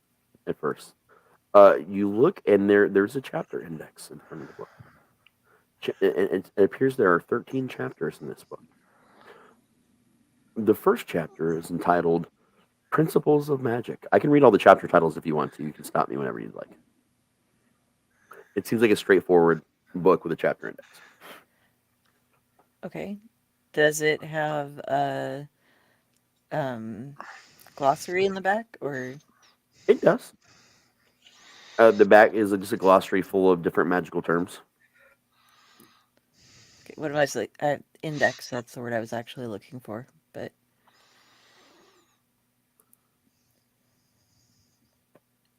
It seems like really this book is a really insulting book that you see a name on it though. Like as you're flipping through, you notice there's not a name on the cover of the book, but on the inside of the book. But oddly, not till towards the end, back where the index is, it says the name Jestar, written by Jestar. okay. The index, it just it's like quick principles, like little breakdowns of what things are, little charts, graphs. It seems to be talking to you as if you're like a 2-year-old understanding the concepts of magic. Things like "don't set your house on fire," things like very insulting phrases and things that like even the most basic person understands. Okay. Close the book. Check the desk for drawers or anything. Is there anything like that? Is it just like a table or? The desk does have a single drawer, and inside you find 2 sheets of paper. It seems like the kind of paper that you would use for arcane inscription, but there's nothing actually that you can tell written on it. And this is a situation where you guys can just jump in any time. Like again, eventually we'll moderate better with turns, but Is the chest locked? are you approaching the chest? 1 second. It's the obvious trap, but yeah, I gotta try it anyway. Give me 1 moment, please. There appears to be an amulet. What's it look like? It is a mirrored amulet, but there's like a mirror in the center of the amulet, but it's like a dark colored amulet. Okay. It's like a dark glass. And there's a letter in the bottom of the box. I get the letter and open it. It says, "You must move forward to move back. Linger too long and set off attack."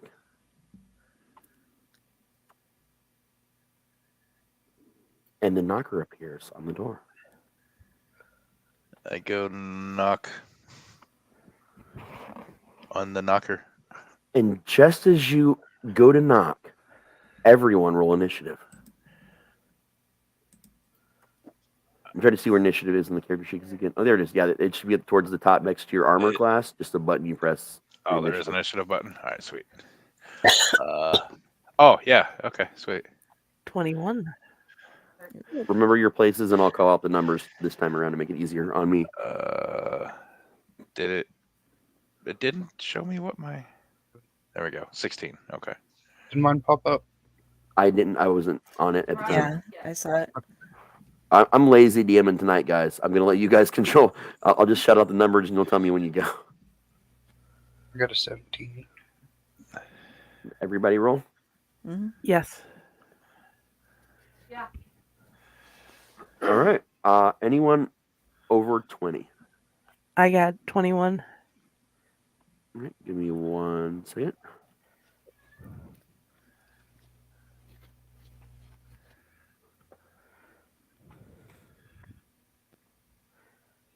right. 21 goes first. The entire rug is a mimic with a giant floppy tongue and teeth and eyes that are staring at you, and the whole thing just kind of shrinks to a small rug.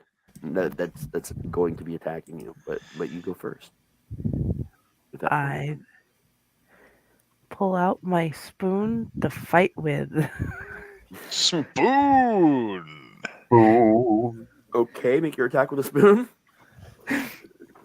I go to smack it between the eyes with the large wooden spoon.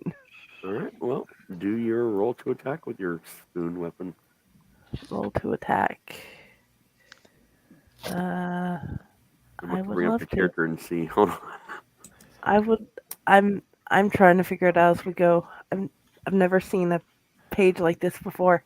Okay, Tonight. so you didn't actually finish your character sheet, which I'm just now learning. What did I not finish is the question. You don't have an attack.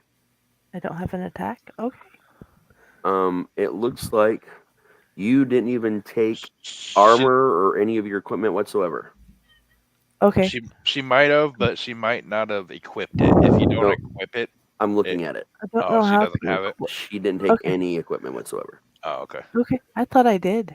It says I put something down, but I don't know see what a I did wrong. magnifying glass, and that's the only thing that I see on your character sheet for equipment. Okay. How do I? Okay. That's why your armor class is so low too. It's 11. I was like, what the fuck? Okay. That's Damn. because I apologize. I don't know what I'm doing, so. No, that's okay. I just didn't know you didn't do that. If you go I didn't through know on I- your character creator, I think it's go to hit the little thing in the top right hand corner. It looks like the hammer and anvil. Okay. It should open a new page for you. Go to 5. Where do you see up top where on number 5 equipment? Number 5. Are you on the character builder? Yes. Yeah, at the very top, where it should be like, home, race, class, ability, description, equipment. Yeah, I am over there now. All right, click on equipment, and then choose equipment, and then it'll let you pick your starter gear. Yeah. This is not a problem whatsoever, man. It's not. It's our episode 0. We're good. Okay. I'm gonna get the restroom really quickly. Yeah, because Okay. it'll go through and say, do you want this or this for like your starting weapons, and then you want this or this for all your extra stuff and all that. Okay. So just pick through that real quick, and then once you're done, let me know. I'll tell you how to actually equip it so it shows up on your sheet.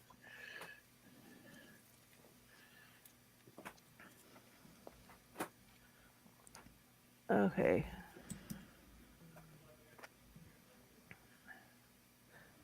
I have those picked out.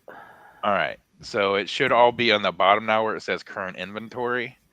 And next to anything that says weapon or armor, go ahead and make sure you hit, it'll either say equip or wield or something like that. Click on those, and that'll add it in on your sheet. Okay.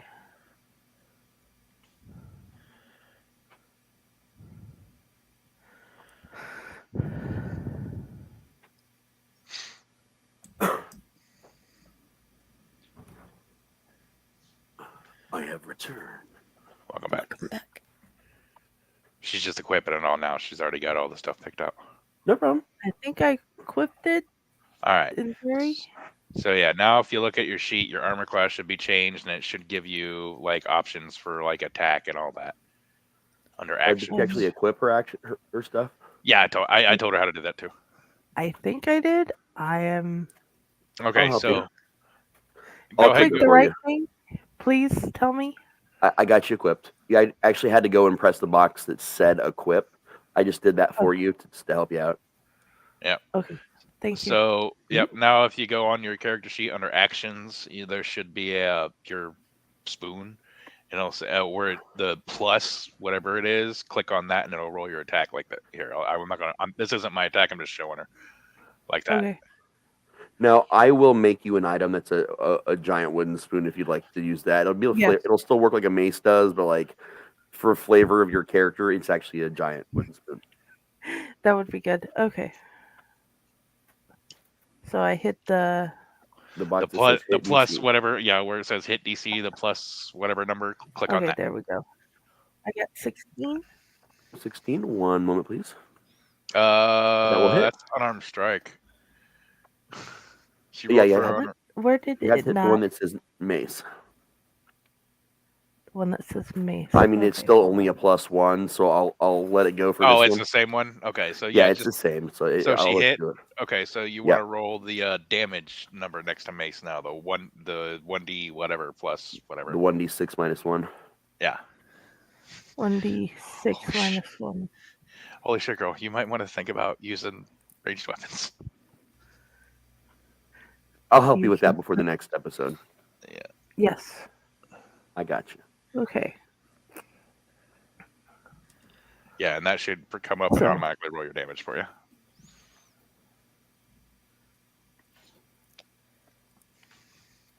Five. There you go. So 5 just make a damage. note. All right. Anyone else above 20? Nope. 19. 18. Ding. Hold on. I had 2 at the same time. Both Genasi's, Somebody yeah. I think was 18 or 19. What? Both Genasi's got 18. Yeah, she does. Who has the higher dex? That would be who goes first.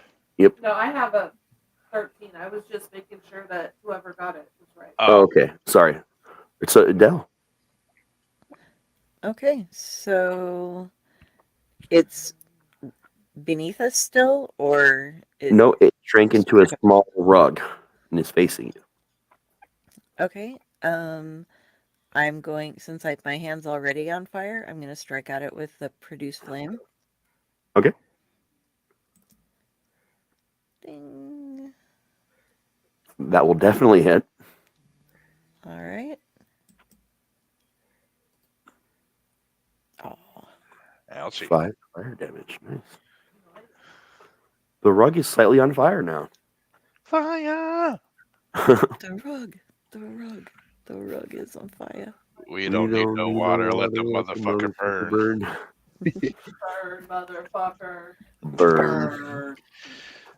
All right. 19, 18, 17. 17.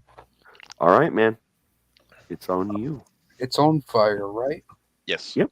Slightly. So what we're gonna do is we're gonna pull out my sword. So I'm going to be a nice DM again for the first couple sessions. Typically, like, pulling out your sword takes an action. I'm going to assume that your character, because he has the It's the a free intelligence action of to sheath. Unsheath. Is it? hmm Okay. But you only get one free action. It's also a free action to drink a potion. That's some of the remembering I've got to do for 5 because it's a little bit different in 5e. Okay. Yeah, you get a move, and an attack / spell action. Thank you. So you have your sword out. And I'm going to attack the head. Okay. I mean, it's just kind of the whole thing. The mimics are weird, man. I might need a visual image because I'm thinking of the other mimics, if you know what I mean. Oh, no. Hold on a minute. No, he's I talking forgot. about. Yeah, they're basically, think of it as a rug with like a giant mouth that has a gaping maw that's trying to eat you, full of sharp, nasty teeth. Okay. Yeah, I'm just gonna swing with my sword and try to damage it. All right. What do I roll again? Go to your character sheet under actions, or actually attack.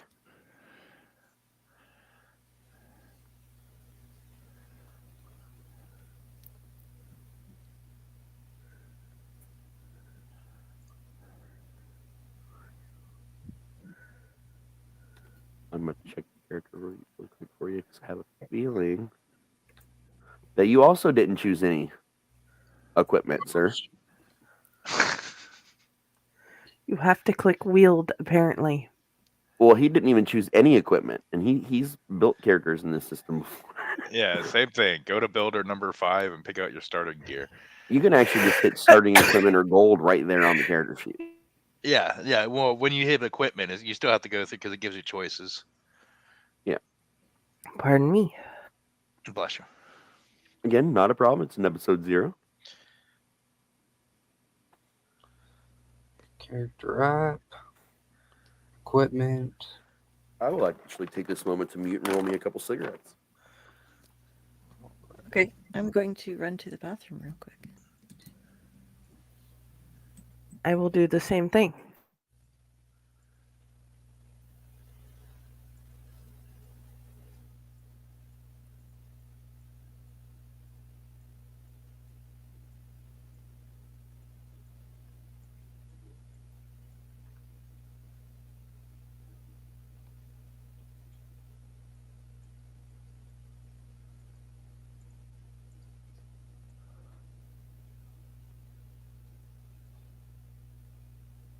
Talk about like what equipment you're choosing, so we're not just dead air.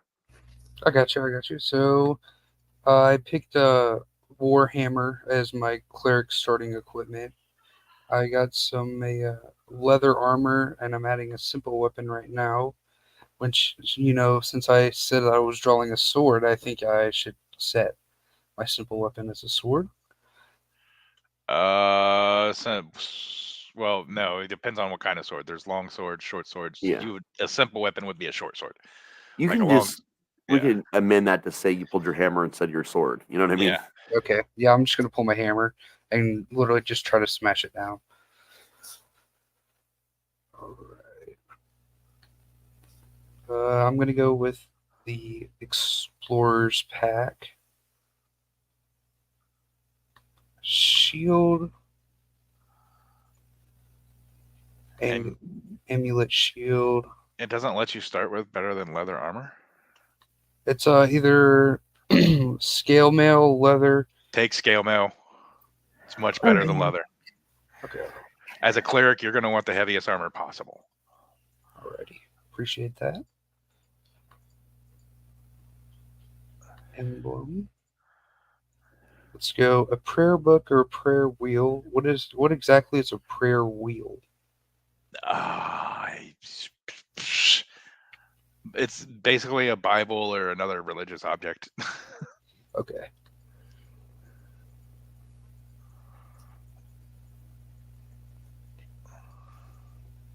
Alright. Add starting equipment. Here we go.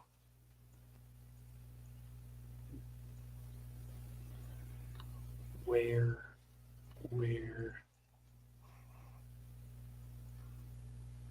Wield the Warhammer because I'm using that to attack. Yep. Make sure you're just equipping things. Handy dandy little equip boxes. Yes. I definitely see it. I see your Warhammer popping up in your equipment box now, and you have actual armor, so that's good. If I go to wield my dagger too, is it just going to put it off into offhands or? No. When you wield, it basically just puts it under your abilities to use under your actions. So because I have like free throwing axes and my my two-handed sword all equipped. It just gives you the option to use them on the character sheet once you equip them. Okay. Sorry about that. That should be everything. Yep, you're good to go. Just go ahead and hit where it says hit DC +6 right there for your Warhammer. Just press that. Okay. We go back to my character sheet now. Not a problem.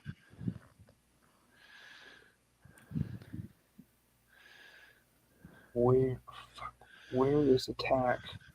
It's you press the thing that says +6 right there.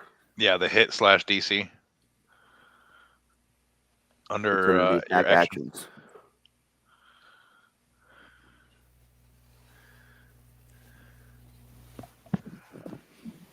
You see where your armor class is, right? Yes. That big giant box underneath that has all the tabs you can press. Press the one that says actions. Then in the right next to the word all says attack. Press that tab, and it'll bring up your attack actions.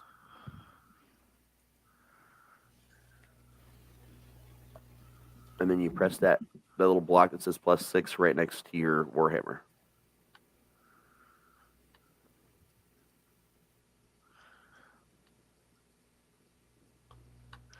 I see what you're talking about. I just don't see. I see the armor class.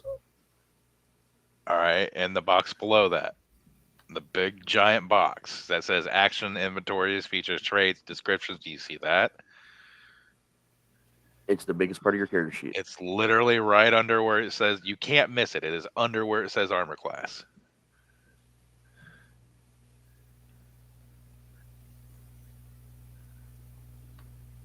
Are you using the computer or your phone? Computer.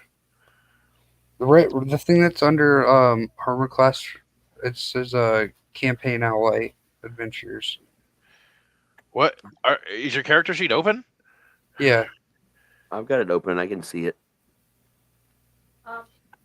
There's different ways to view the character. I will be downstairs. I noticed that. Do do do do do do do do do. While we have a second going, I should have asked this question. Am I supposed to have launched game? Or did you do that? Is that your job? Or does that even do anything? We're just looking at our character sheets and playing for right now. Again, because we weren't necessarily planning to play a session today. It was going to be an episode 0, which is why we're a little less formal than we normally would be. Okay. Where's your full screen? Learning new system. Do, do, do. Yeah, I noticed there's a new way to compare. There it is. It was because I wasn't full screen. Oh, okay. Okay, he wasn't full screen. You said go to attack. Mhm. Yeah, there we go. There we go. Okay, you see what I was talking about where you press that little button that says +6 Yeah. underneath hit DC? There we go. Go ahead and press it. 23. That definitely hits. You'll notice there's a box for your damage too. Yeah, it's the one right next to it. Go. 12. All right, 12 damage. All right, you were 17, Yes. so 16. Yep. All right, go ahead.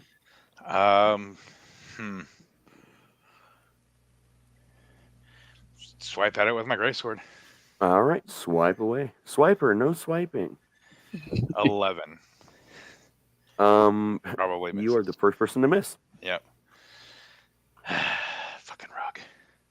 16, 15, 14, 13. 13 it is. You're the last player to go, actually. Yeah, I All right, we're cool. know. You still go before this fucking thing. Which, for shits and giggles, has a 7, by the way. That's its initiative. Roll very poorly on its initiative. You know what? I don't know, but I'm sure you're going to tell me. I'm going to use my nice little produce things cantrip and throw it at the rug. All right, press your buttons. The red, shiny, candy-like history eraser button. Does Can 15 Stimpy hold hit? out? Do what? 15 will hit, yes. Go ahead and do that. Do that damage. Roll your beautiful bean footage.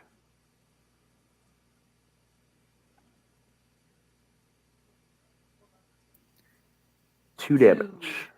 It is slightly more on fire than it was a moment ago. Slightly. Now, it's the mimic's turn. Oh no. Let's see here. I'm going to pop out of your character sheet and go to one of my random. I'll go to Cormac's. Just use those dice so I don't confuse anything for you. We are going to roll to see who this thing is going to hit.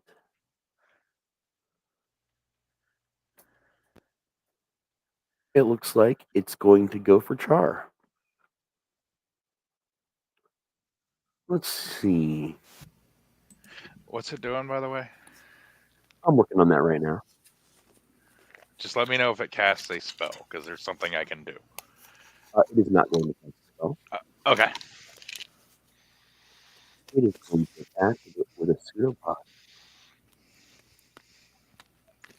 A pseudopod It's like weird, wimmy things that'll kind of form out of the rug and try and attack Char with its amorphous rug-like coating. You need to do a roll here.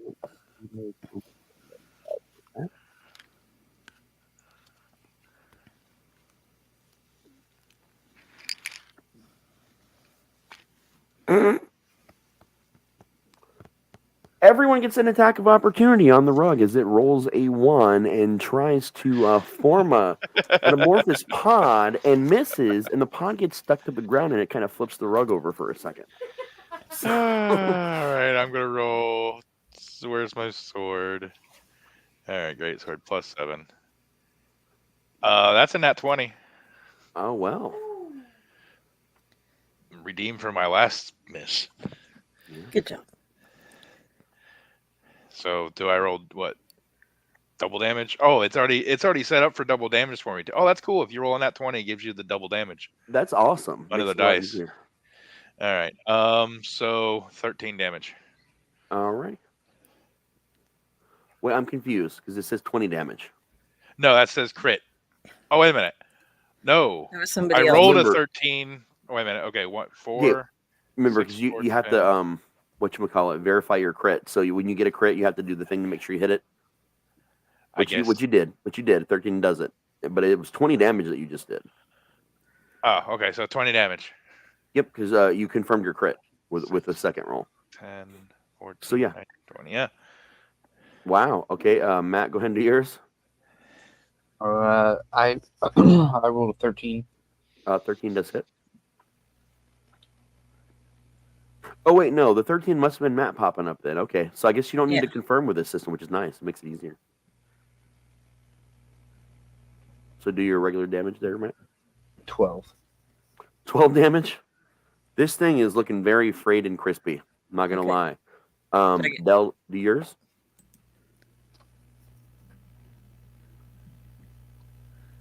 Okay.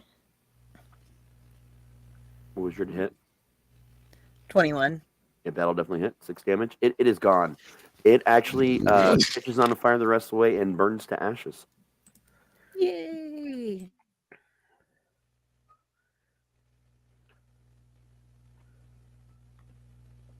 And the door is still there with a knocker on it.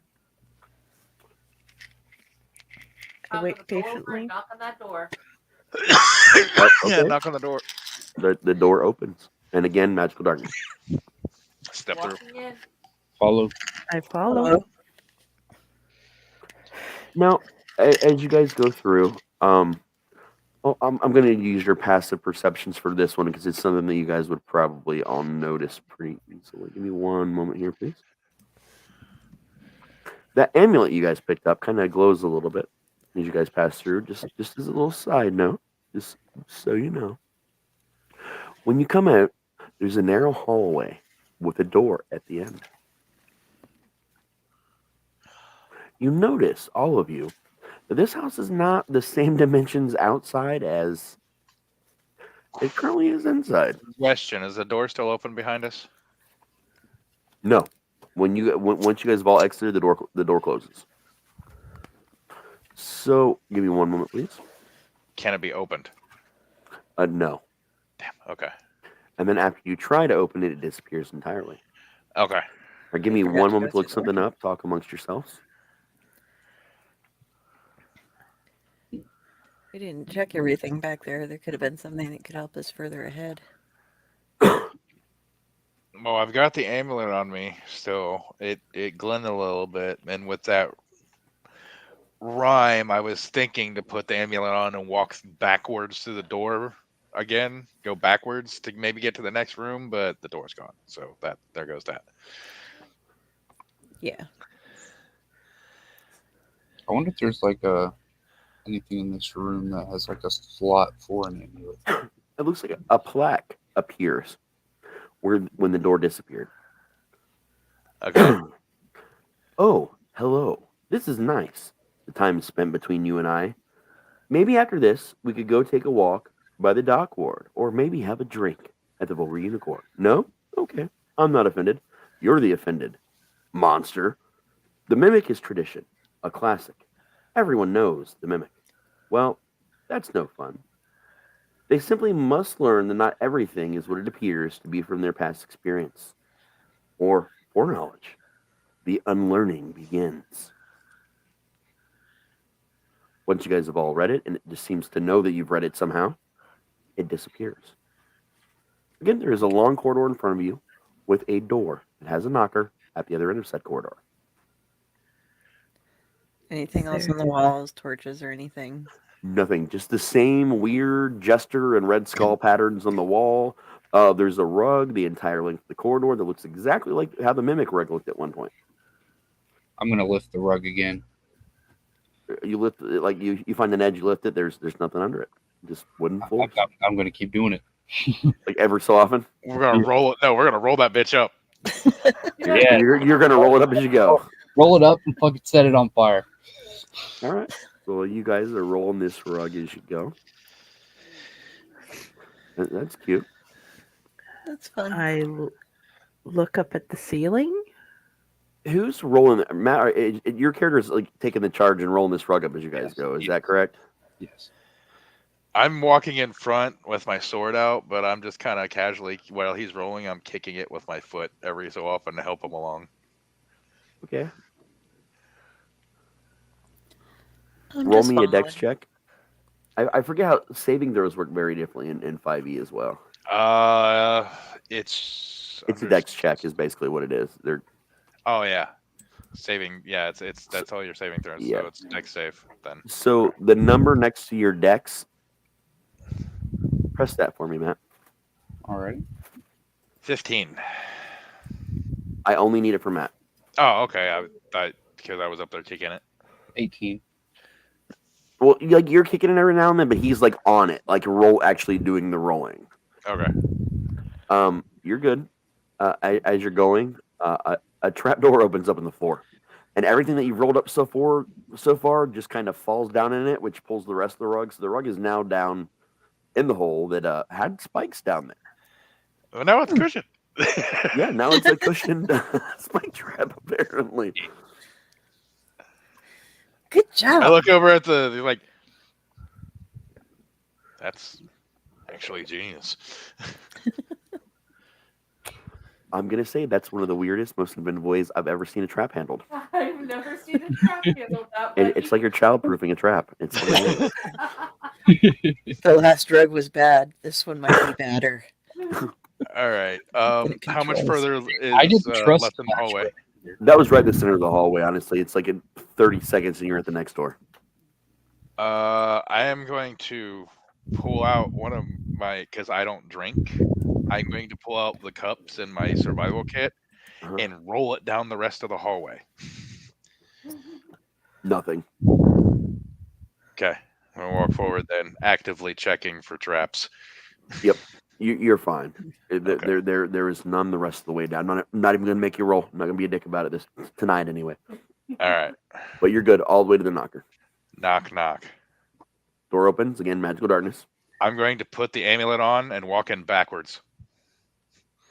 Okay, you all see the Warforged put on the shiny black mirrored necklace and moonwalk into the room because it amuses me for that to be the case. I'm gonna walk in backwards. 2 people have now walked into the room backwards. I've I been will. spinning. Okay. So 3 people have walked in backwards. 1 person has just spun around in circles and entered the room, and the gnome has watched all of this. She laughs and she walks in forward to see if there's anything behind them. Absolutely nothing was different from always. You've all entered the room, but it was hilarious, and you hear a very loud cackling voice from the house. Glad you thought it was funny. Interesting. And as the gnome follows you guys, then the door closes behind you and disappears. The walls of bamboo line this room. Strong, sturdy, unyielding. Bird call surrounds you. Ancient floors lie beneath your feet, and a red carpet just ahead. In front of you, a beautiful sword on a rack. What kind of sword? Roll a perception. Perception. Oh no, that's passive perception. Oh, skill perception. There we go. Mhm. 13. Okay. The sword itself emanates a dark smoke, and you happen to notice there's a mild breeze in the room, and the carpet it ripples. Once again, what kind of sword? You didn't answer that question. One-handed, two-handed. Oh, it's a great sword. Oh. Ooh.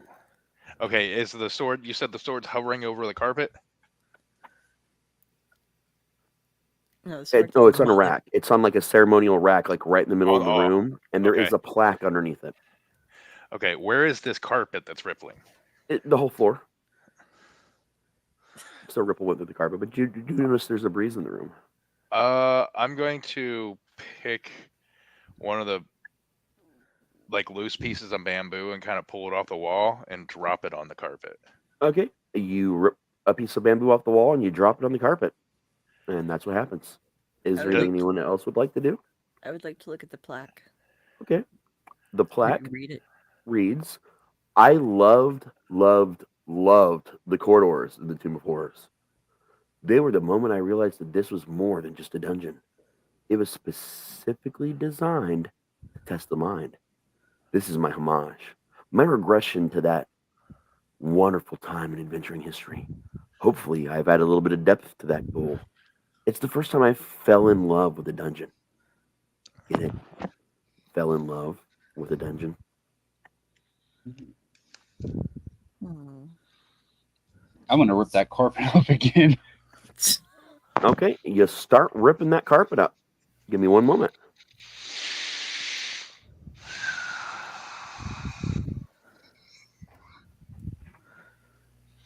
You've gave him a carpet complex now. He's never going to trust carpets ever again. And It's once not it's moving. cold all the way, we're gonna set this thing on fire. Is that all right, Janasis? Fire?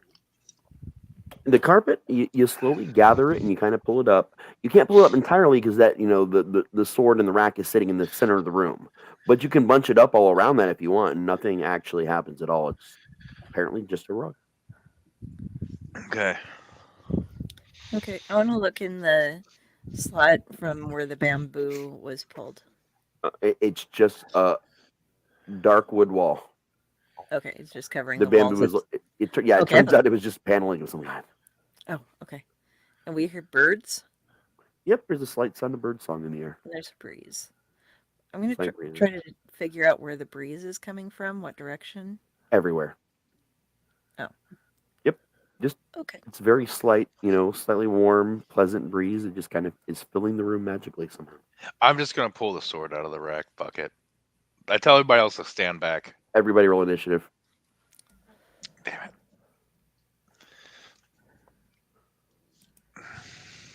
Jayson, if you didn't, I was about to. Yeah, I was like, we're going to sit here and think about it for too long. Initiative. There we go. 17. Got a 4.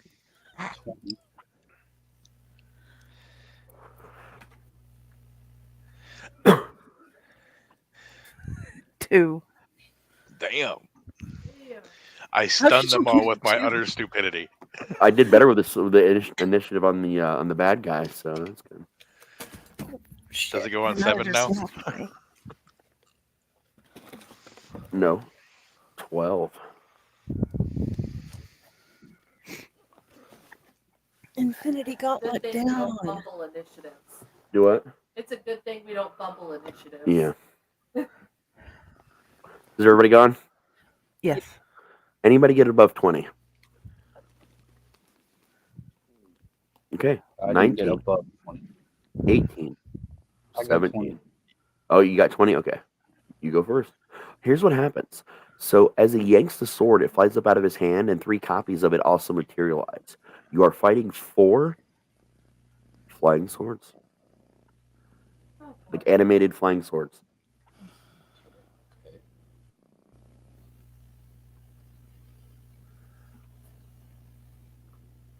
So pick a number 1 through 4, so I know which one you're attacking. I'm going to pick. Can I ask which one is closest to all of us? They're all the same. Like they're in a line right next to each other. Like I'll go for the first one. okay. Right. I'm gonna go for an unarmed strike and just try to grab one of the swords. You can attempt that.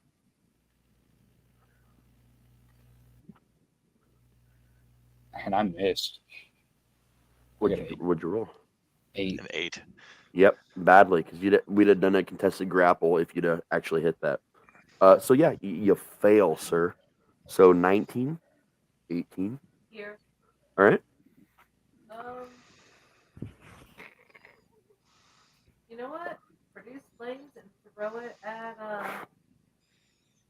number 4. Okay. Does an 18 hit? An 18 will hit. Yes. Okay. There's the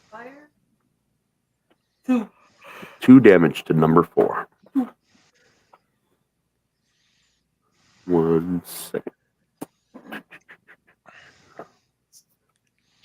All right. Got it noted.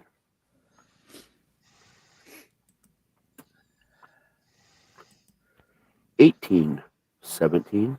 Yes. All right. I have a question for you, good DM. Mm. Because hope I you have want an to try something interesting. I've never tried this before because I've never actually had this as a skill. Okay. Do I still have a hold of the sword that originally split? No, it kind of like flew out of your hand.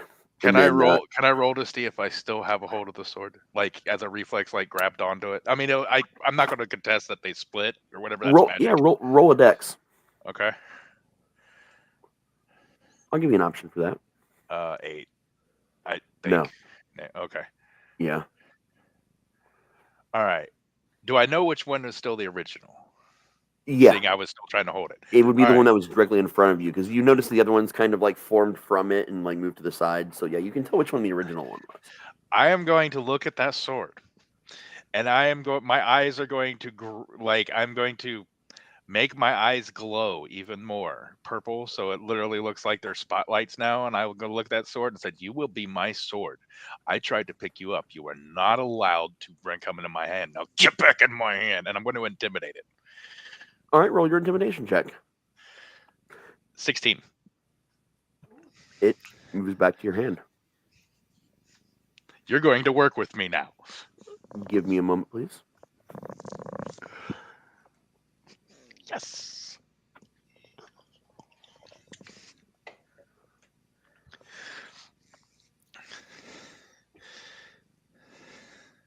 Okay, it is in your hand. Are you going to use it instead of your current one? Intimidation's of action, but yeah, next round I will. That's what I mean. Yeah, okay. Okay, good to know. 16, 15, 14, 13, 12. All right. 2 and 4. All right, well, it's their turns. One of them will not be attacking now. It has been intimidated into being a tool, so only 3 of them are going to attack. Let's see. The first one is going to go after, it's like Matt. So give me a moment. We'll see if this hits you.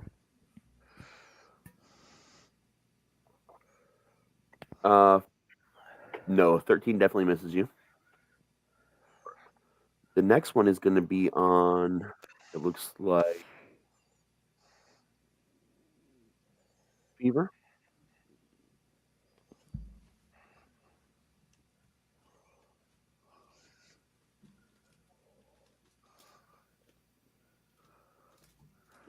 Oh, it's definitely going to hit you with a 23, but it's not a crit. Don't worry.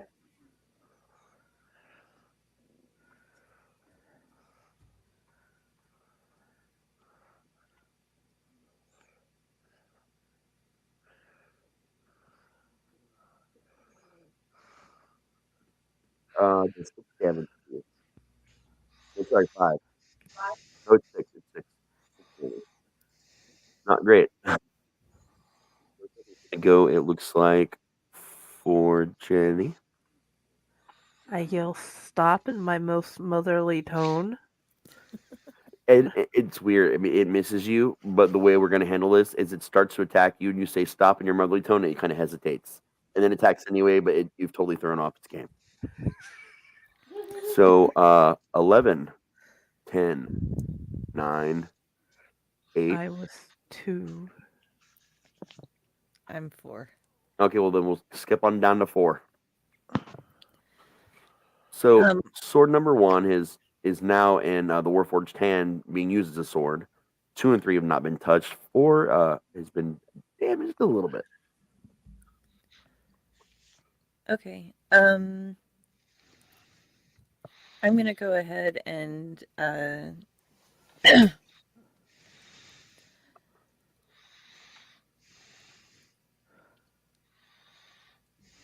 gonna try to grapple one of the other swords. Okay. We'll go with 2. So do I Okay. just use my unarmed strike for that? Yep. 19.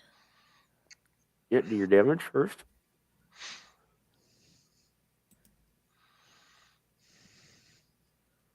6. And unlike most situations where I would make you do the opposed grapple, it is now in your hand. Okay. How did you get the Baldur's Gate 3 set? Ew. Char, she's rolling with the Baldur's Gate 3 set. It's what came with my sheet. I want a Baldur's Gate 3 set.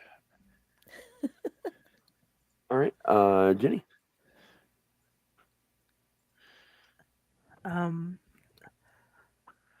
I look at the other sword that's still there. Well, there's 2 that And haven't I been tell like it to- grabbed by anyone. One has been slightly Okay, damaged, well- and one hasn't. Okay, I go up to the one that's been slightly damaged and I tell it to come here. You're gonna need to roll. Let's see. I'm trying to think with it. It's gonna be this is where the skills like sometimes bother me a little bit because I'm used to diplomacy. Okay. You've got intimidation Yeah. and deception are your And 2. persuasion. And persuasion. Yeah, do persuasion. Let's do persuasion. Okay, let me refine persuasion.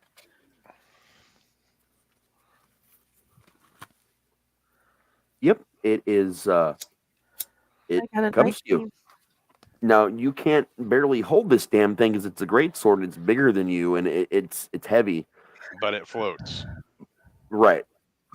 So you don't But need it to. doesn't when it's in your hand. When you've claimed it, it's a great sword. Oh, okay. Okay. Oh, so it loses its floating property when... Mhm. Damn it. I was going to train it and make it a pet. That's what my plan was. So it is currently not in an attacking mood because it's in your hand. Awesome. Make a note of this. All right. Back to the top of the order. Top of the round. And I believe Matt went first.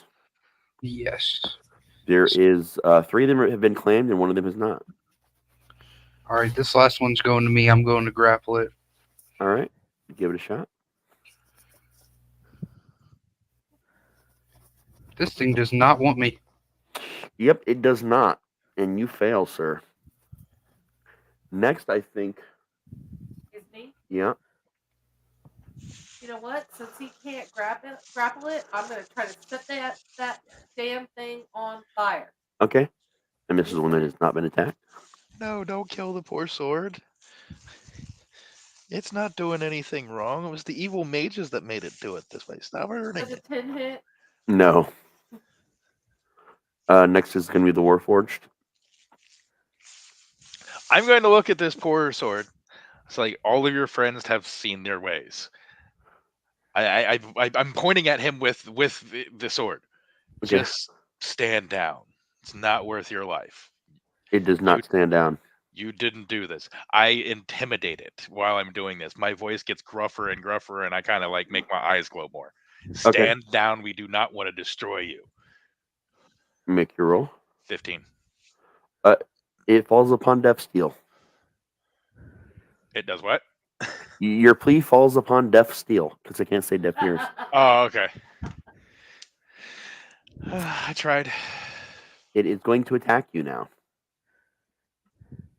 Okay. 1 second.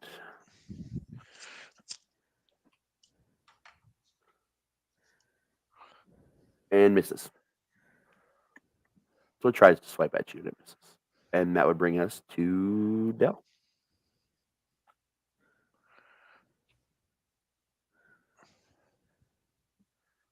Del, who has a sword, is muted. Sorry. Am I holding? Is it a one-handed sword, or did you say it was No, a it's a two-handed? great sword. It's a two-handed, heavy-ass great sword. Okay. I can't use them, No, you do so not. I'll go with I'll follow the lead of the Warforged and turn up the fire a little bit and say stand down as well with intimidating. All right. And I got a 15. And it falls upon Deaf Steel, which brings us to Jenny. Jenny, you cannot even lift this damn thing, No. but your hands are on it. Both of your hands are currently on it. What would you like to do? I look at the other sword and ask it if it would like to make a new friend with persuasion. Yeah, go ahead and roll.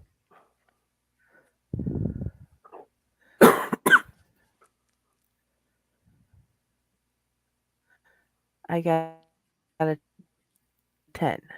Yep, your plea also falls upon Deaf Steel. Back at the top of the order, which would be go and grab that thing one more time. all right.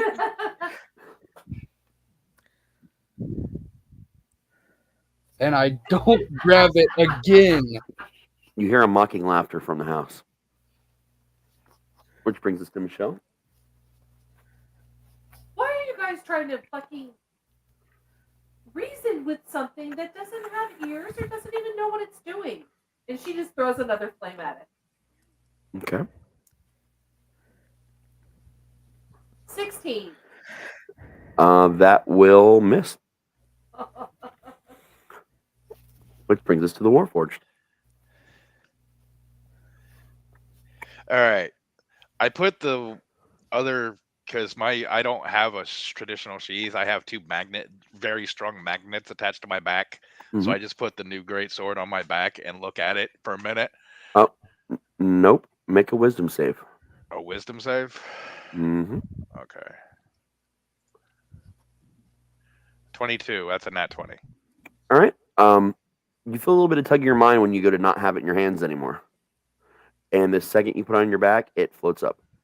It's attached to my back.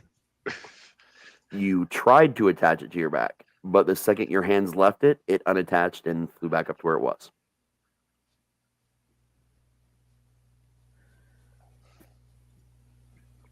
I'll just grab it again. All right, go ahead and make a roll. Unarmed strike. 15 for a grapple. You do actually. Hold on a minute. Yep, you get it with the grapple. Yep. Stay. Back in your hands again. Which brings us to the sword that's not being used right now, who's really getting annoyed at this fucking Goliath that won't stop trying to fondle it.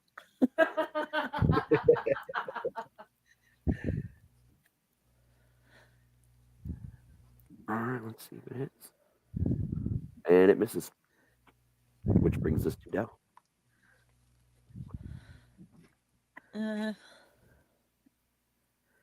Well, I can't set my sword down because it'll start floating again. So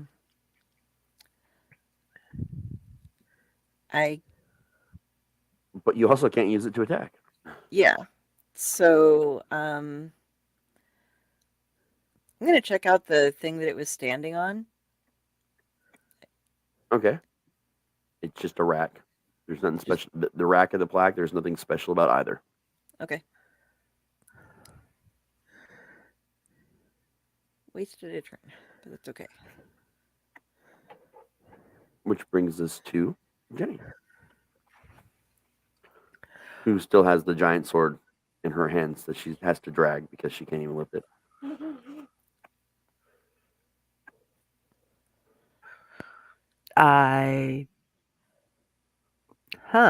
I've been trying to figure this one out. Mm-hmm. It's a tricky little thing. You've created an interesting puzzle for us. I did not create this one. To be fair, the House of Horrors was created by someone else. Okay, they've should have told you created that ahead an of time. interesting Yes. puzzle for us Yes, that you're I've actually running ran for this us. once before. I've ran this one once before, and it is certainly a lot of fun. Says you. Yeah, it definitely says me. It's really amusing for me. Oh, I'm enjoying it. I walk over and pat it on its blade. Roll me a wisdom. Wisdom? Yeah. Wisdom. Your wisdom score.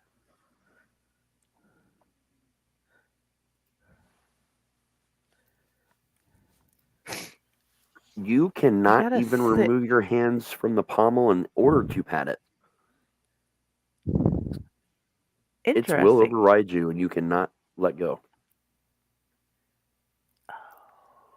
Which brings us back to the top of our order with the sword molester. We're done trying to grapple the sword, so we're just gonna take out the warhammer and just fucking destroy it. All right. Finally, somebody has the right idea. And I guess not. What'd you roll? I didn't see it. 13. Nope. You try really hard, but you miss again, and you're mocked by the house once more. Which brings us to Beaver. I'm gonna try to throw a fucking fireball at that thing again. Well, you guys are having the worst luck. I know, this is hilarious to watch. I went from fire rolls to ice. You did, yep. That'll definitely hit it. That's a nat 20. Yeah, I see that 20. That nice. Do your damage.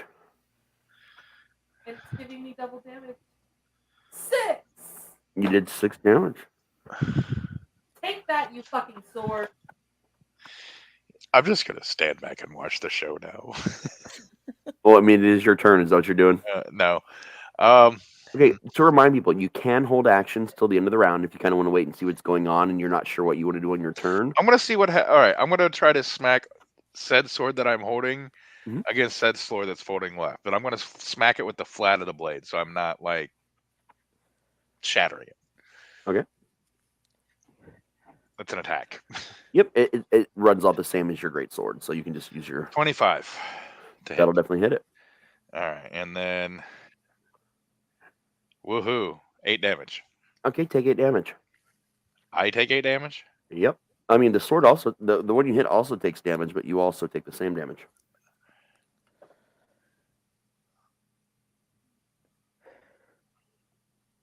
All right. If it's any consolation to you, that sword that you guys have been slowly working on does not look in good shape. It's barely even barely even flying at this point. It's like bobbing up and down a little bit.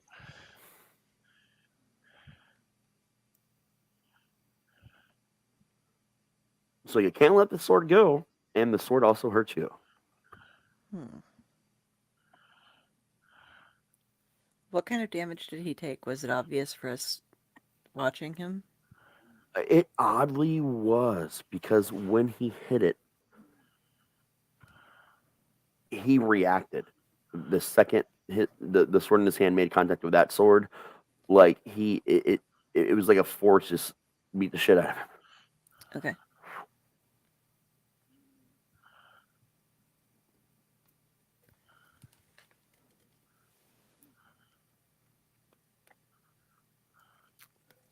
Did somebody poof?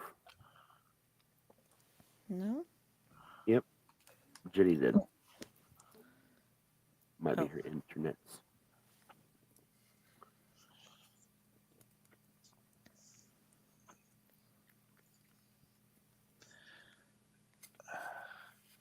So it's turn to attack. Second here.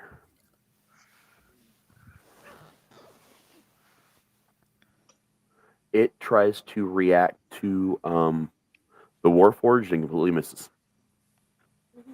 So now we're on Del. I'm going to go ahead and try to throw flame at it. Okay. Since I have defense against flame. So here's the problem. You have a sword in your hands. Roll me a wisdom. By the way, Raz, I have to opt in because I'm below 10%. Okay. Wisdom 2, so I get 3. You are unable to drop it. Okay. Which would take us to Jenny. It's okay. We can we can skip her for now. Back to the top of the order, which would be our lovely cleric who can't hit shit. Yep. The Warforged held his attack. Oh yeah, the Warforged. No, yeah. No, Right. he didn't. He attacked. The Warforged attacked this turn, honey. I thought that was last No. You're Okay. getting confused. We're on Matt. All right, so I'm just gonna go and pick up that rack and throw it at it. Make it unarmed.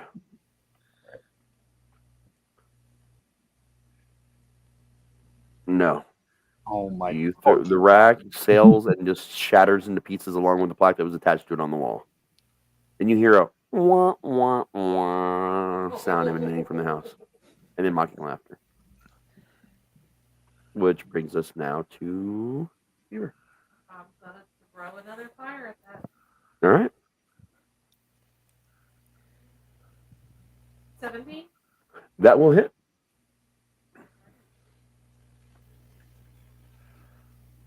Six.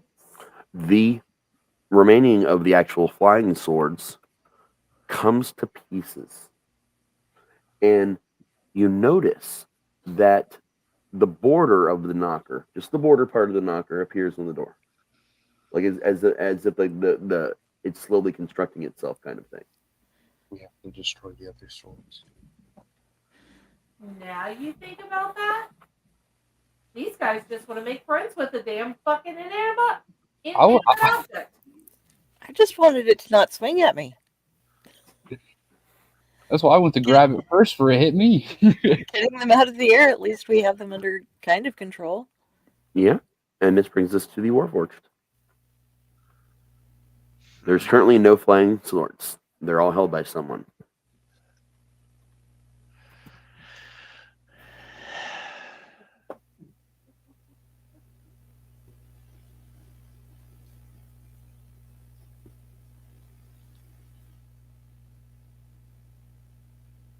So what is the Warforged doing? I'm writing something in. Okay.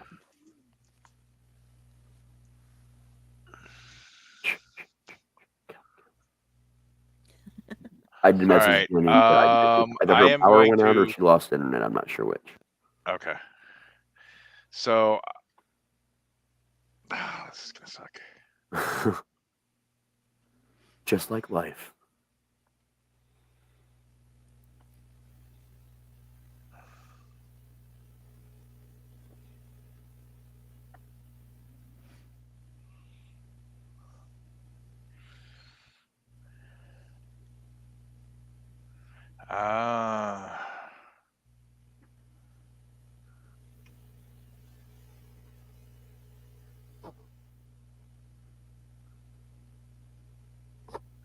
I'm gonna let go of the sword. I've already did it once. All right. You still have to roll again for wisdom. No. You do. What'd you roll? I didn't see. 5. Oh, yep. You try really hard to let it go. That's why I said no. Oh, okay. I was did looking not at the let roll. it go. All right. Well, you tried very hard, and that brings us to. You guys hear like the equivalent of alarm klaxons going off right now on my suit? Yeah, like loud sounds and buzzeries. And the eyes are going from purple to red. It's kind of like blinking. You gonna explode over there? And Not technically, doing too great.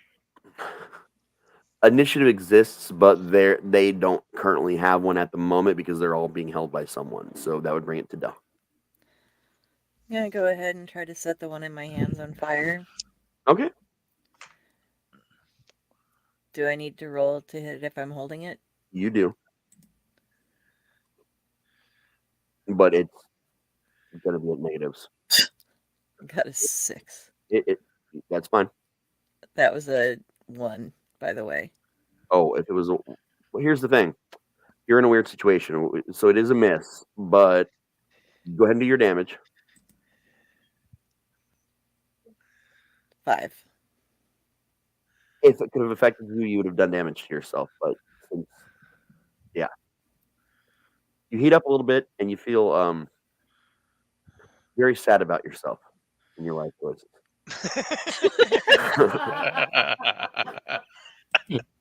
Back to the top, which would be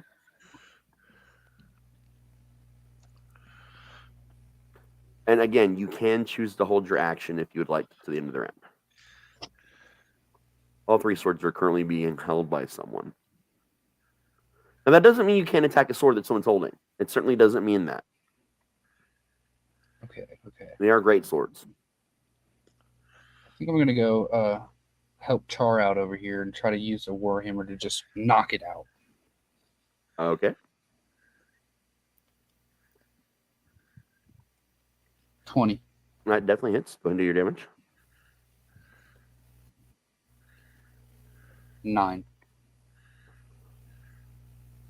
You fuck this thing up. Del, you take 2 damage. I'm trying knocking it out. I'm sorry. It was the sheer jolting and of the whole event that made it feel like it was going to rip your arms out of socket. That did some damage. It's not very comfortable. Okay, so I no longer have the sword? Correct. It is now floating again, or flying. Okay. And bobbing up and down, like barely able to fly at all. Okay. And it's my turn. Yes. I'm gonna roll a flame in it. Uh-huh.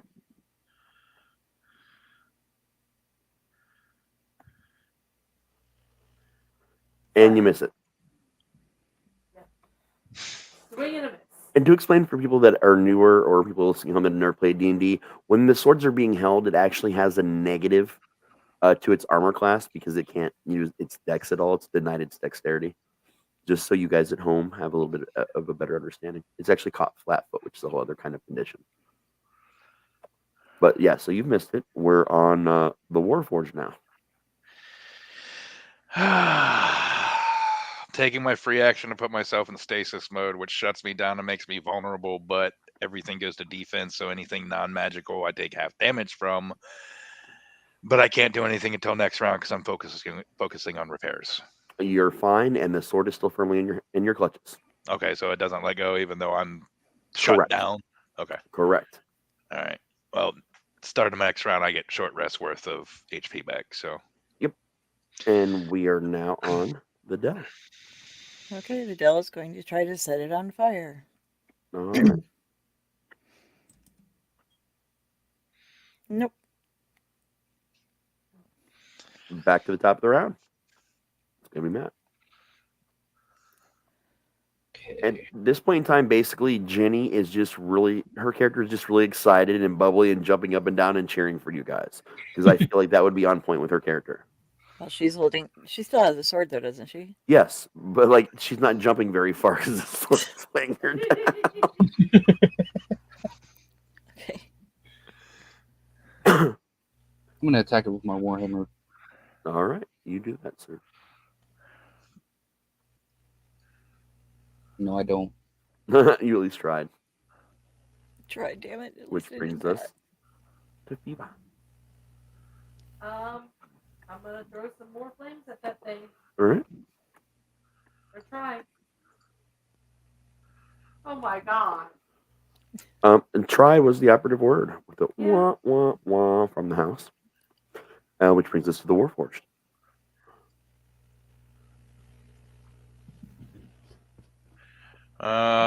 So it is okay. So hold on, let me get my 1d12. All right, I get 7 hit points back, and I'm activating this round, so I still lose my essentially lose 2 rounds. So, but I get hit points back. All right, so that's my round. Just getting my hit points back and activating again. Back to Del. Trying to fire again. Nope. Yeah. And you miss. Back to the top of the round, Matt. I am going to save my turn this round. You're going to hold? Okay. You are going to hold. Which brings us to Eva. I'm gonna throw a flame. I got a Eva. In the morning, fever. 17. That hits. And the only cure is more cowbell. 2. That's exactly what you needed to make that sword crumble. A little bit more than knocker appears in place on the door. There are only 2 swords remaining, and they're currently being held by the Warforged and the gnome. It's my turn anyway. The Warforged. Yep. Yeah. Wisdom throw save to let go of sword, and I fail. And you are unable to let go of the sword. Yep. Which brings us to Del. 2 characters are currently holding a sword. Okay. Since the swords are currently out of commission, basically being held by people, I'm going to try to. How heavy is the carpeting? Like, is it... the carpeting? He burnt the carpeting. Like, it went up like nothing. No, wait, didn't you burn the carpeting? No, that was... No, he gathered up all the carpeting and asked someone to burn it, but then the sword thing happened. I remember now. Yeah.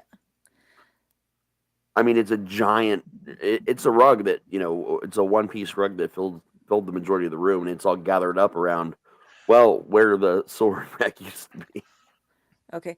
I'm going to try to unroll enough that I can wrap some around the sword that Calypso's holding. Okay.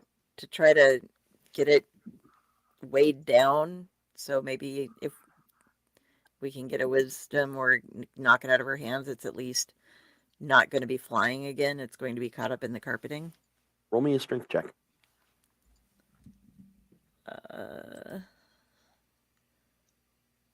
20. Yes, you managed to dislodge it from her without causing her damage, and it's trying to fly. Like the rug is like trying to lift up, but it's kind of bobbing up and down inside the rug right now. And you can feel that it really wants to fly, but Okay. Currently you were successful in your attempt. Can I sit on it? You can, and you're also kind of bobbing up and down. It's a fun little ride for you. Okay. Which brings us back to the top of the order with actually no, Matt's held action. I'm gonna go.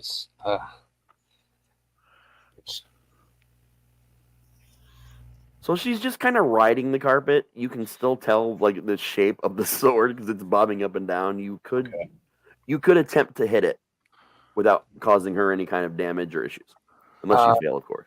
I'm sorry, Rodney, but I'm gonna try and tackle you just so that it hopefully flies out of your arms. Make an unarmed attack on. We'll have you try and do like an unarmed attack on the sword. Okay. I think that might be the best way to handle this scenario. But like not to grab it, to kind of like go along with the motion you're discussing. Yeah. 22. You managed to dislodge. Go ahead and do your damage, actually. 5. So you're going to get half damage to the sword and dislodge it from him without causing him damage because of the way you described the action before you did it. Sweet. And it's flying again. And it is currently Fever's turn. I'm going to set the rug on fire. The rug? The rug. Oh, the no. rug. The rug is on fire. Set that rug on fire, I guess. 14 to hit. The rug is on fire. We don't need no water. Let the motherfucker burn. To your damage. Why am I worrying? It's a fire genasi. One. Fire. Well, you did 1 damage to it. She singed it with great vigor. But the rug is currently on fire. So here's what this looks like to everyone here and everyone at home. So there is a flying sword trapped at a giant part of a rug that is being ridden on by Char, who's bouncing slowly up and down like on this thing, which is now also on fire, which is not affecting her at all because she's a fire genasi and can give a shit less. Meanwhile, it's being the rug is being smacked at. Actually, no, it's not. No. It's not being smacked at. Yeah, So that's what's happening. She's riding a flaming sword trapped in a rug. And the gnome is just giggling and rolling around in the corner. It only cost $0.25 at Kmart. It only costs $0.25 at Kmart. There are a penny at Myers. Yeah, that's true. There was a penny horse at Myers.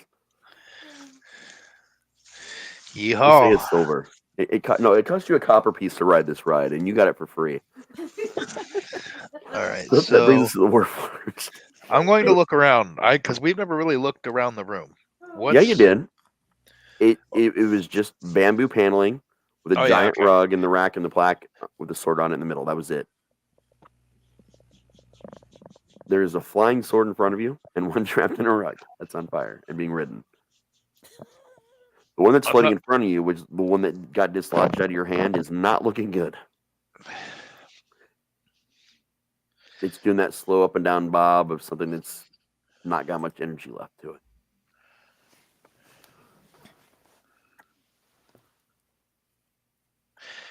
I would like to rage. I would like to rage. As overdrive is activated on the mech Warforged. The mech forged. The mech forged, yeah.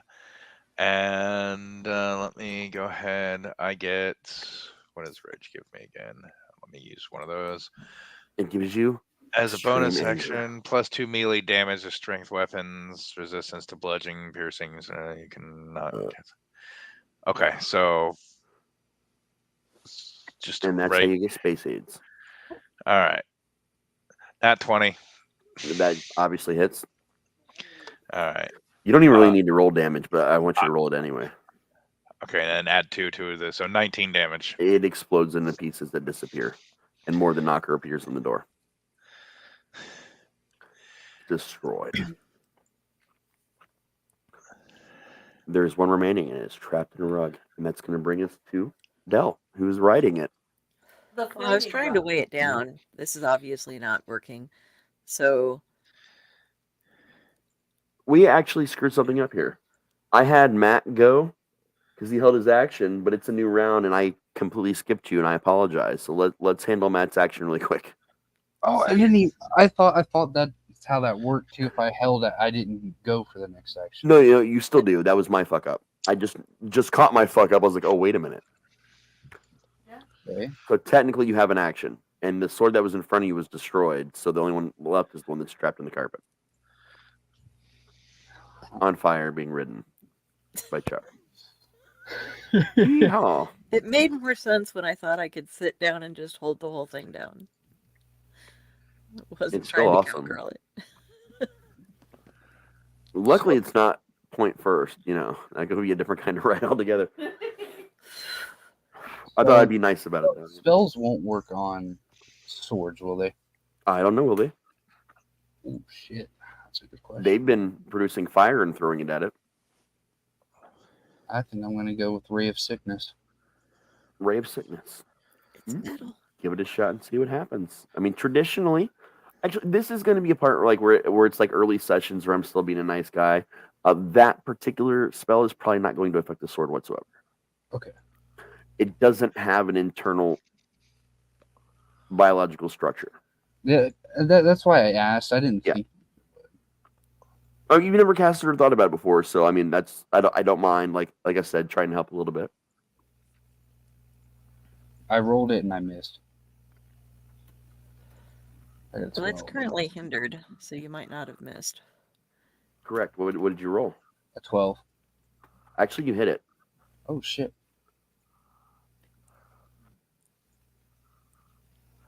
4. Okay. It's still it's still giving her a good time. Okay, I'm going to quit sitting on it. And while it's wrapped in the carpet, I am as well going to try to cast more flame on it. So it burns more. Okay.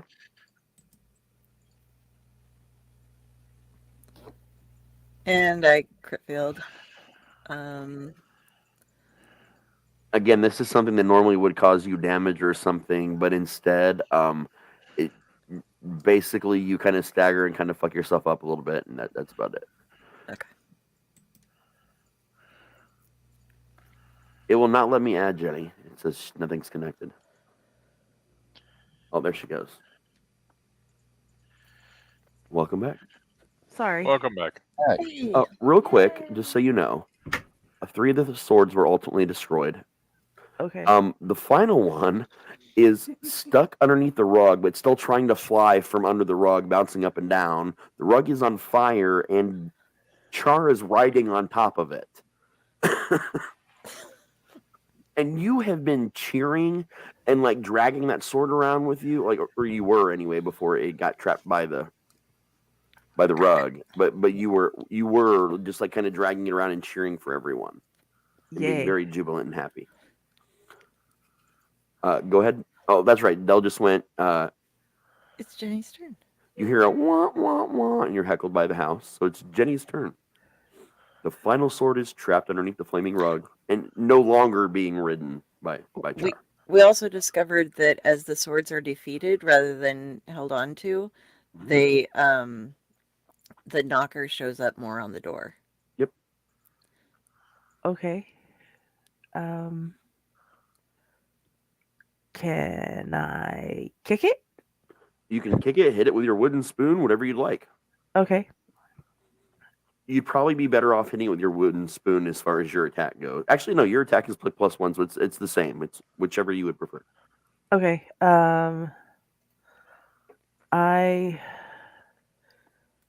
would probably kick it. Hold on. All right, that's gonna be unarmed. Please give me a moment. I'm sorry, my everything went down. I'm You're trying fine. to get it back up. We will probably call it soon because we're almost at that 4-hour mark. Okay. And I would just continue, but I'm fucking exhausted and hungry. Same. That I understand. But we will Okay. finish this room, and then we'll do a closing after this room is finished, and we'll pick up here on Thursday. Okay. Okay.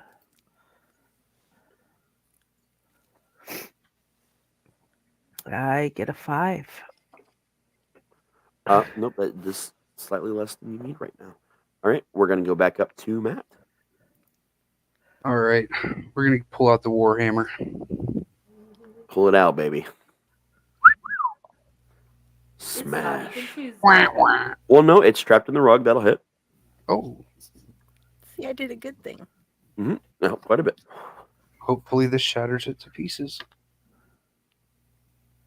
9. Nope, but it did fuck it up pretty good, and it's not bobbing up and down on the rug near as much. Which brings us to the fever. Throwing fire. Throw that fire. I am. Not 8. 8 will hit. It's trapped in a rug. Oh, yay. 7 was the key number we've been looking for. 4.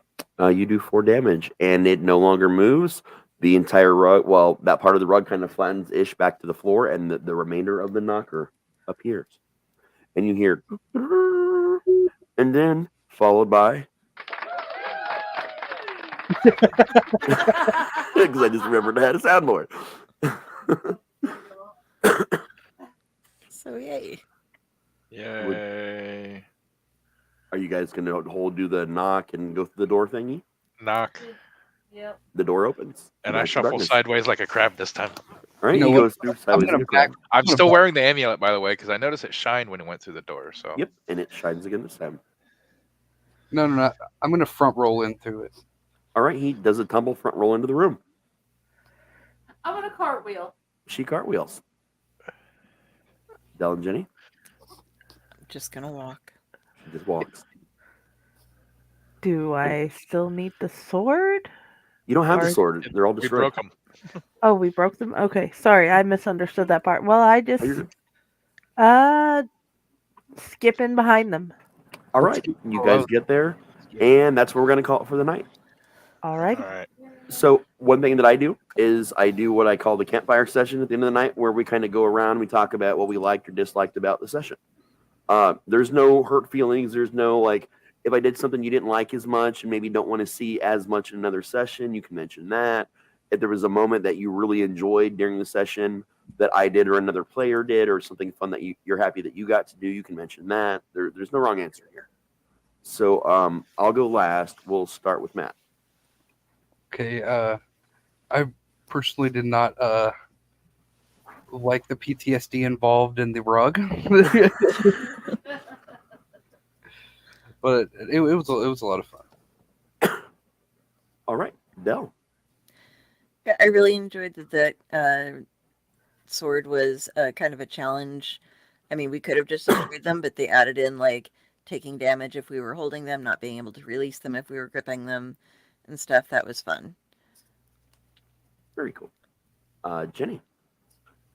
I enjoyed your whimsicalness. I enjoyed meeting Michelle and Jayson for the first time. Nice to see you again, Matt. I've seen you again. And so far, I am enjoying this round very much. And I do definitely ask for the spoon. I will get that fixed for you. I'll make you a custom item just for you. The legendary spoon. Yay! Yes. The Thank kinder you. stone of Michelle. I love you so much. I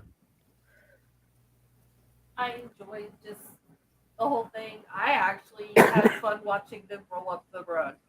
Yeah, that was pretty. That was fucking active. That was epic. All right. Jayson. he's on mute. Yep, Jayson, he was muted. Jayson of the mute. Thank you. Well, it was good to finally play. Thing I haven't been able to play in years. Yeah. I mean, I really don't have a lot to say this week because I mean it's just kind of a episode 0 type session. I mean, it's always good to get to know the characters and everything. I'll probably have a little more to say, but it's good meeting everybody, like she said. Well, at least for the people I haven't met yet. Yeah, the rest of us, fuck you, right? Yeah, rest of you, fuck you. I see you every day. All right. So this was kind of a fun one. There's a lot of different mechanics in this. There's the grappling. There's your first experience with like potentially magically cursed objects. What I like about this particular thing, it also teaches you about traps. There's a lot of everything as far as the mechanics in this go, which is why I really enjoy this. I actually want to mention that the actual module, you can pick it up from the DM's Guild. It is called the House of Horrors. So definitely check that out and support it. It's a really fun thing to do. I've never had anyone roll a carpet into a pit trap before that pretty much cushioned the spikes. So that was legit a first for me. And there's not too many firsts I get to experience having played this game since 1990. So that's fucking awesome, man. yeah, thank you for that. That was pretty fucking cool, guy. I gotta say, even though it wasn't like intentionally done or anything, just the way it worked out was absolutely hilarious.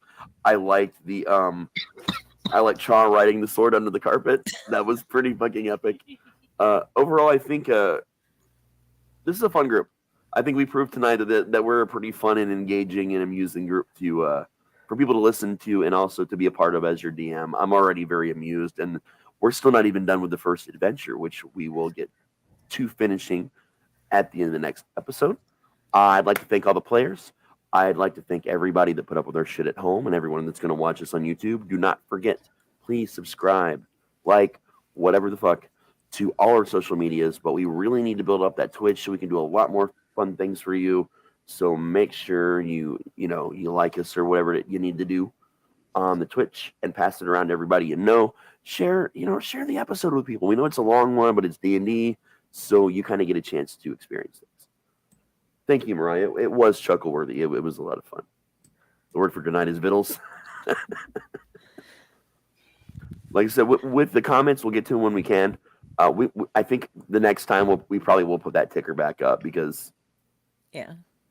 I didn't think we'd need it. We didn't get a lot today, but just for the future, we'll probably fill it back up. But as usual, if you guys have any suggestions, don't forget to join our Discord. You can go into our show channel for D&D adventures and suggest things or talk to us about fun things. And coming up soon, we're going to have a 24-hour show where we're going to be broadcasting. And before we do that, we're going to put up something called King Sumo, which is one of those things where we give you a list of links. And if you click on them, and it'll send you to like our Facebook page, like it, you get an entry to a lottery. We're going to be giving away some awesome prizes. So we'll get all that set up, get it shared with everybody. And for everybody who likes and does all the different things, you get all these entries into the lottery. And you're going to get a chance to win some pretty cool shit. Yep. And our prize package will be packages. The winners will be revealed during the 24-hour stream. The stream itself is going to start on Friday, February 2nd, and go into February 3rd. We'll have the exact time locked down for you this week. We'll probably announce it on the Sunday show. So make sure you're watching on Sunday to find out exactly what time it's going to be starting. The only one of our shows we're not doing on that is the D&D because the logistics are kind of crazy for a very long thing, for a 24-hour thing. But anyone here, any other hosts, and guests could pop on anytime during all the episodes that we're going to do back to back to back of every one of our other shows. So the 24-hour stream is going to be a fun time. And we are raising money currently for the network itself. It's going to help us things like, pay for, an actual real subscription to D&D Beyond and all sorts of different things. Hopefully get us out to some cons this year, but mostly things that allow us to do more shows for you guys or more giveaways for you guys to win in other shows in the future this year. Yeah, so every penny we make is going right into the show immediately and more benefiting all of you than it is us, if I'm being completely honest. But still, it's going to be a lot of fun. And we thank you guys. We're going to do our usual real quick on where people can find you if you want to be found. If you don't want to be found, that's okay too. So, Jayson, would you like to be found by people? I mean, I don't really have a Twitch or TikTok presence anymore, so if I ever do start those up again, I'll say it eventually. But no, I mean, you can normally find me either under Onyx Phase or Villain in Glasses. And also on the Owlite Radio Show, which is kicking back up with a 4th episode here in the next week or two. So that's another fun one that he joins and helps me and Matt out with. So you have heard his voice before. I love the show. Which brings us to Matt. Where can we find you? Find me at Matt Propz on all socials. And I wanted to ask you, is there any way that I can reveal what I had planned recently with the return? Oh, yeah, go ahead. We have to schedule that, but yeah. Well, so for the road to WrestleMania, Mats and Monsters is going to be producing an stream for the Elliott Network. So if you guys want to come out and come check it out, we'll get you guys a scheduled date, and it's back, baby. Hell yeah! So for the winter season, we'll be bringing back Mats and Monsters. Awesome. There's one thing I forgot to mention.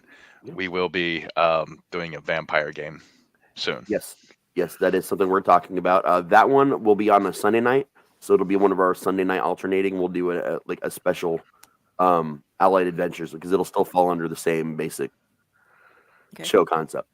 And it lets us spread out some more fun and gaming and do a little bit of extra stuff on Sundays since that's our giant show. And it gives Dell a break.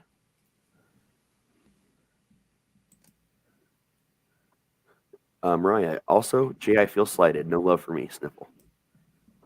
I haven't talked to anybody. I don't talk to anybody. But hi. I play like my RP is in a stretch. I go over to the corner of the tavern, cross my arms, and lean against the wall normally. It's all good. And Michelle has disappeared from the basement. I'm not sure where she is exactly. She's probably Matt or Jayson have seen her walk by at some point, I'm sure. Negative, so she's downstairs, I think. Okay. She's in the bathroom. Go by. Okay, well, you can find her in the bathroom at my house. That's where you can find Michelle. So moving on, Del, where can people find you? You can find me here on the Owlite Network for about 50 to 75% of the shows that we do. And also we're part of the Dorkening, where I am also on Splash Pages on Tuesday nights. Coming up next week, I believe. Oh, What show are we doing on Sunday, by the way? we haven't decided yet. So vampire, how's that? That's too quick. That's too quick. We'll probably do a PC on Sunday then. 'Cause we Next haven't actually Sunday, done one I for- mean, I've got stuff ready. All we have to do is get characters made. I mean, unless we want to make our characters on that during that Sunday show. we'll figure it out. We'll figure it out. Okay. Let you guys know. Well, on next Tuesday, I'm going to have on Splash Pages Rob Lee. He is a letterer, and he's amazing. He's part of the new Ghost Machine comic book printer that. Yeah. They're with Image. They own their own stuff. They're very awesome. Check it out. And find me on Facebook under Carrie, Kari Sanders. If you see a crow, that's his host body. And all of my social links are there. And Jenny will usually answer them for you. And speaking of Jenny, over to you. Well, you can find me on Raz's page. You can find me on Dell's page. You can find me on Fake Horror. You can find me on my own stuff. She is everywhere. You, Legion. The old under Jennifer Elliott, and Friday with the Library Blue Box, and my group is Friday Blues Disorganized Library in the Blue Box. Well, Disorganized Library. So this is the Matrix, and Jenny is Agent Smith. Is what we're No. doing. Yeah, what I was gonna say is the whole Big Brother thing. It's just a lie to get everybody to think it's the man. It's actually Jenny. It's Big Sister. And there's the Michelle. Sorry, I had to go to the bathroom. We're doing the "Where can we find you" at thing, and I told everybody they can find you in our bathroom. I was like, And in nowhere, case 'cause they I didn't, don't really people have at home anywhere. didn't hear me. Hi, people at home, like Mariah, and I think that's the only person I know in the stream. So, yeah. Well, you can, as usual, find me at your mom's house, or wherever toys are sold now with Kung Fu Action Grip. Or you can just, do it the easy way and talk to Jenny, or type in RazTSlasher.com to see what I'm up to. I've been very active again on Reddit under the name It Sees You. So I've been doing a lot more new free story posting and things there for you to check out. Otherwise, that's all we got for Allied Adventures. Want to remind you all at home to spay and neuter your friends. Good night, everybody. Thanks for coming. Good night. Bye.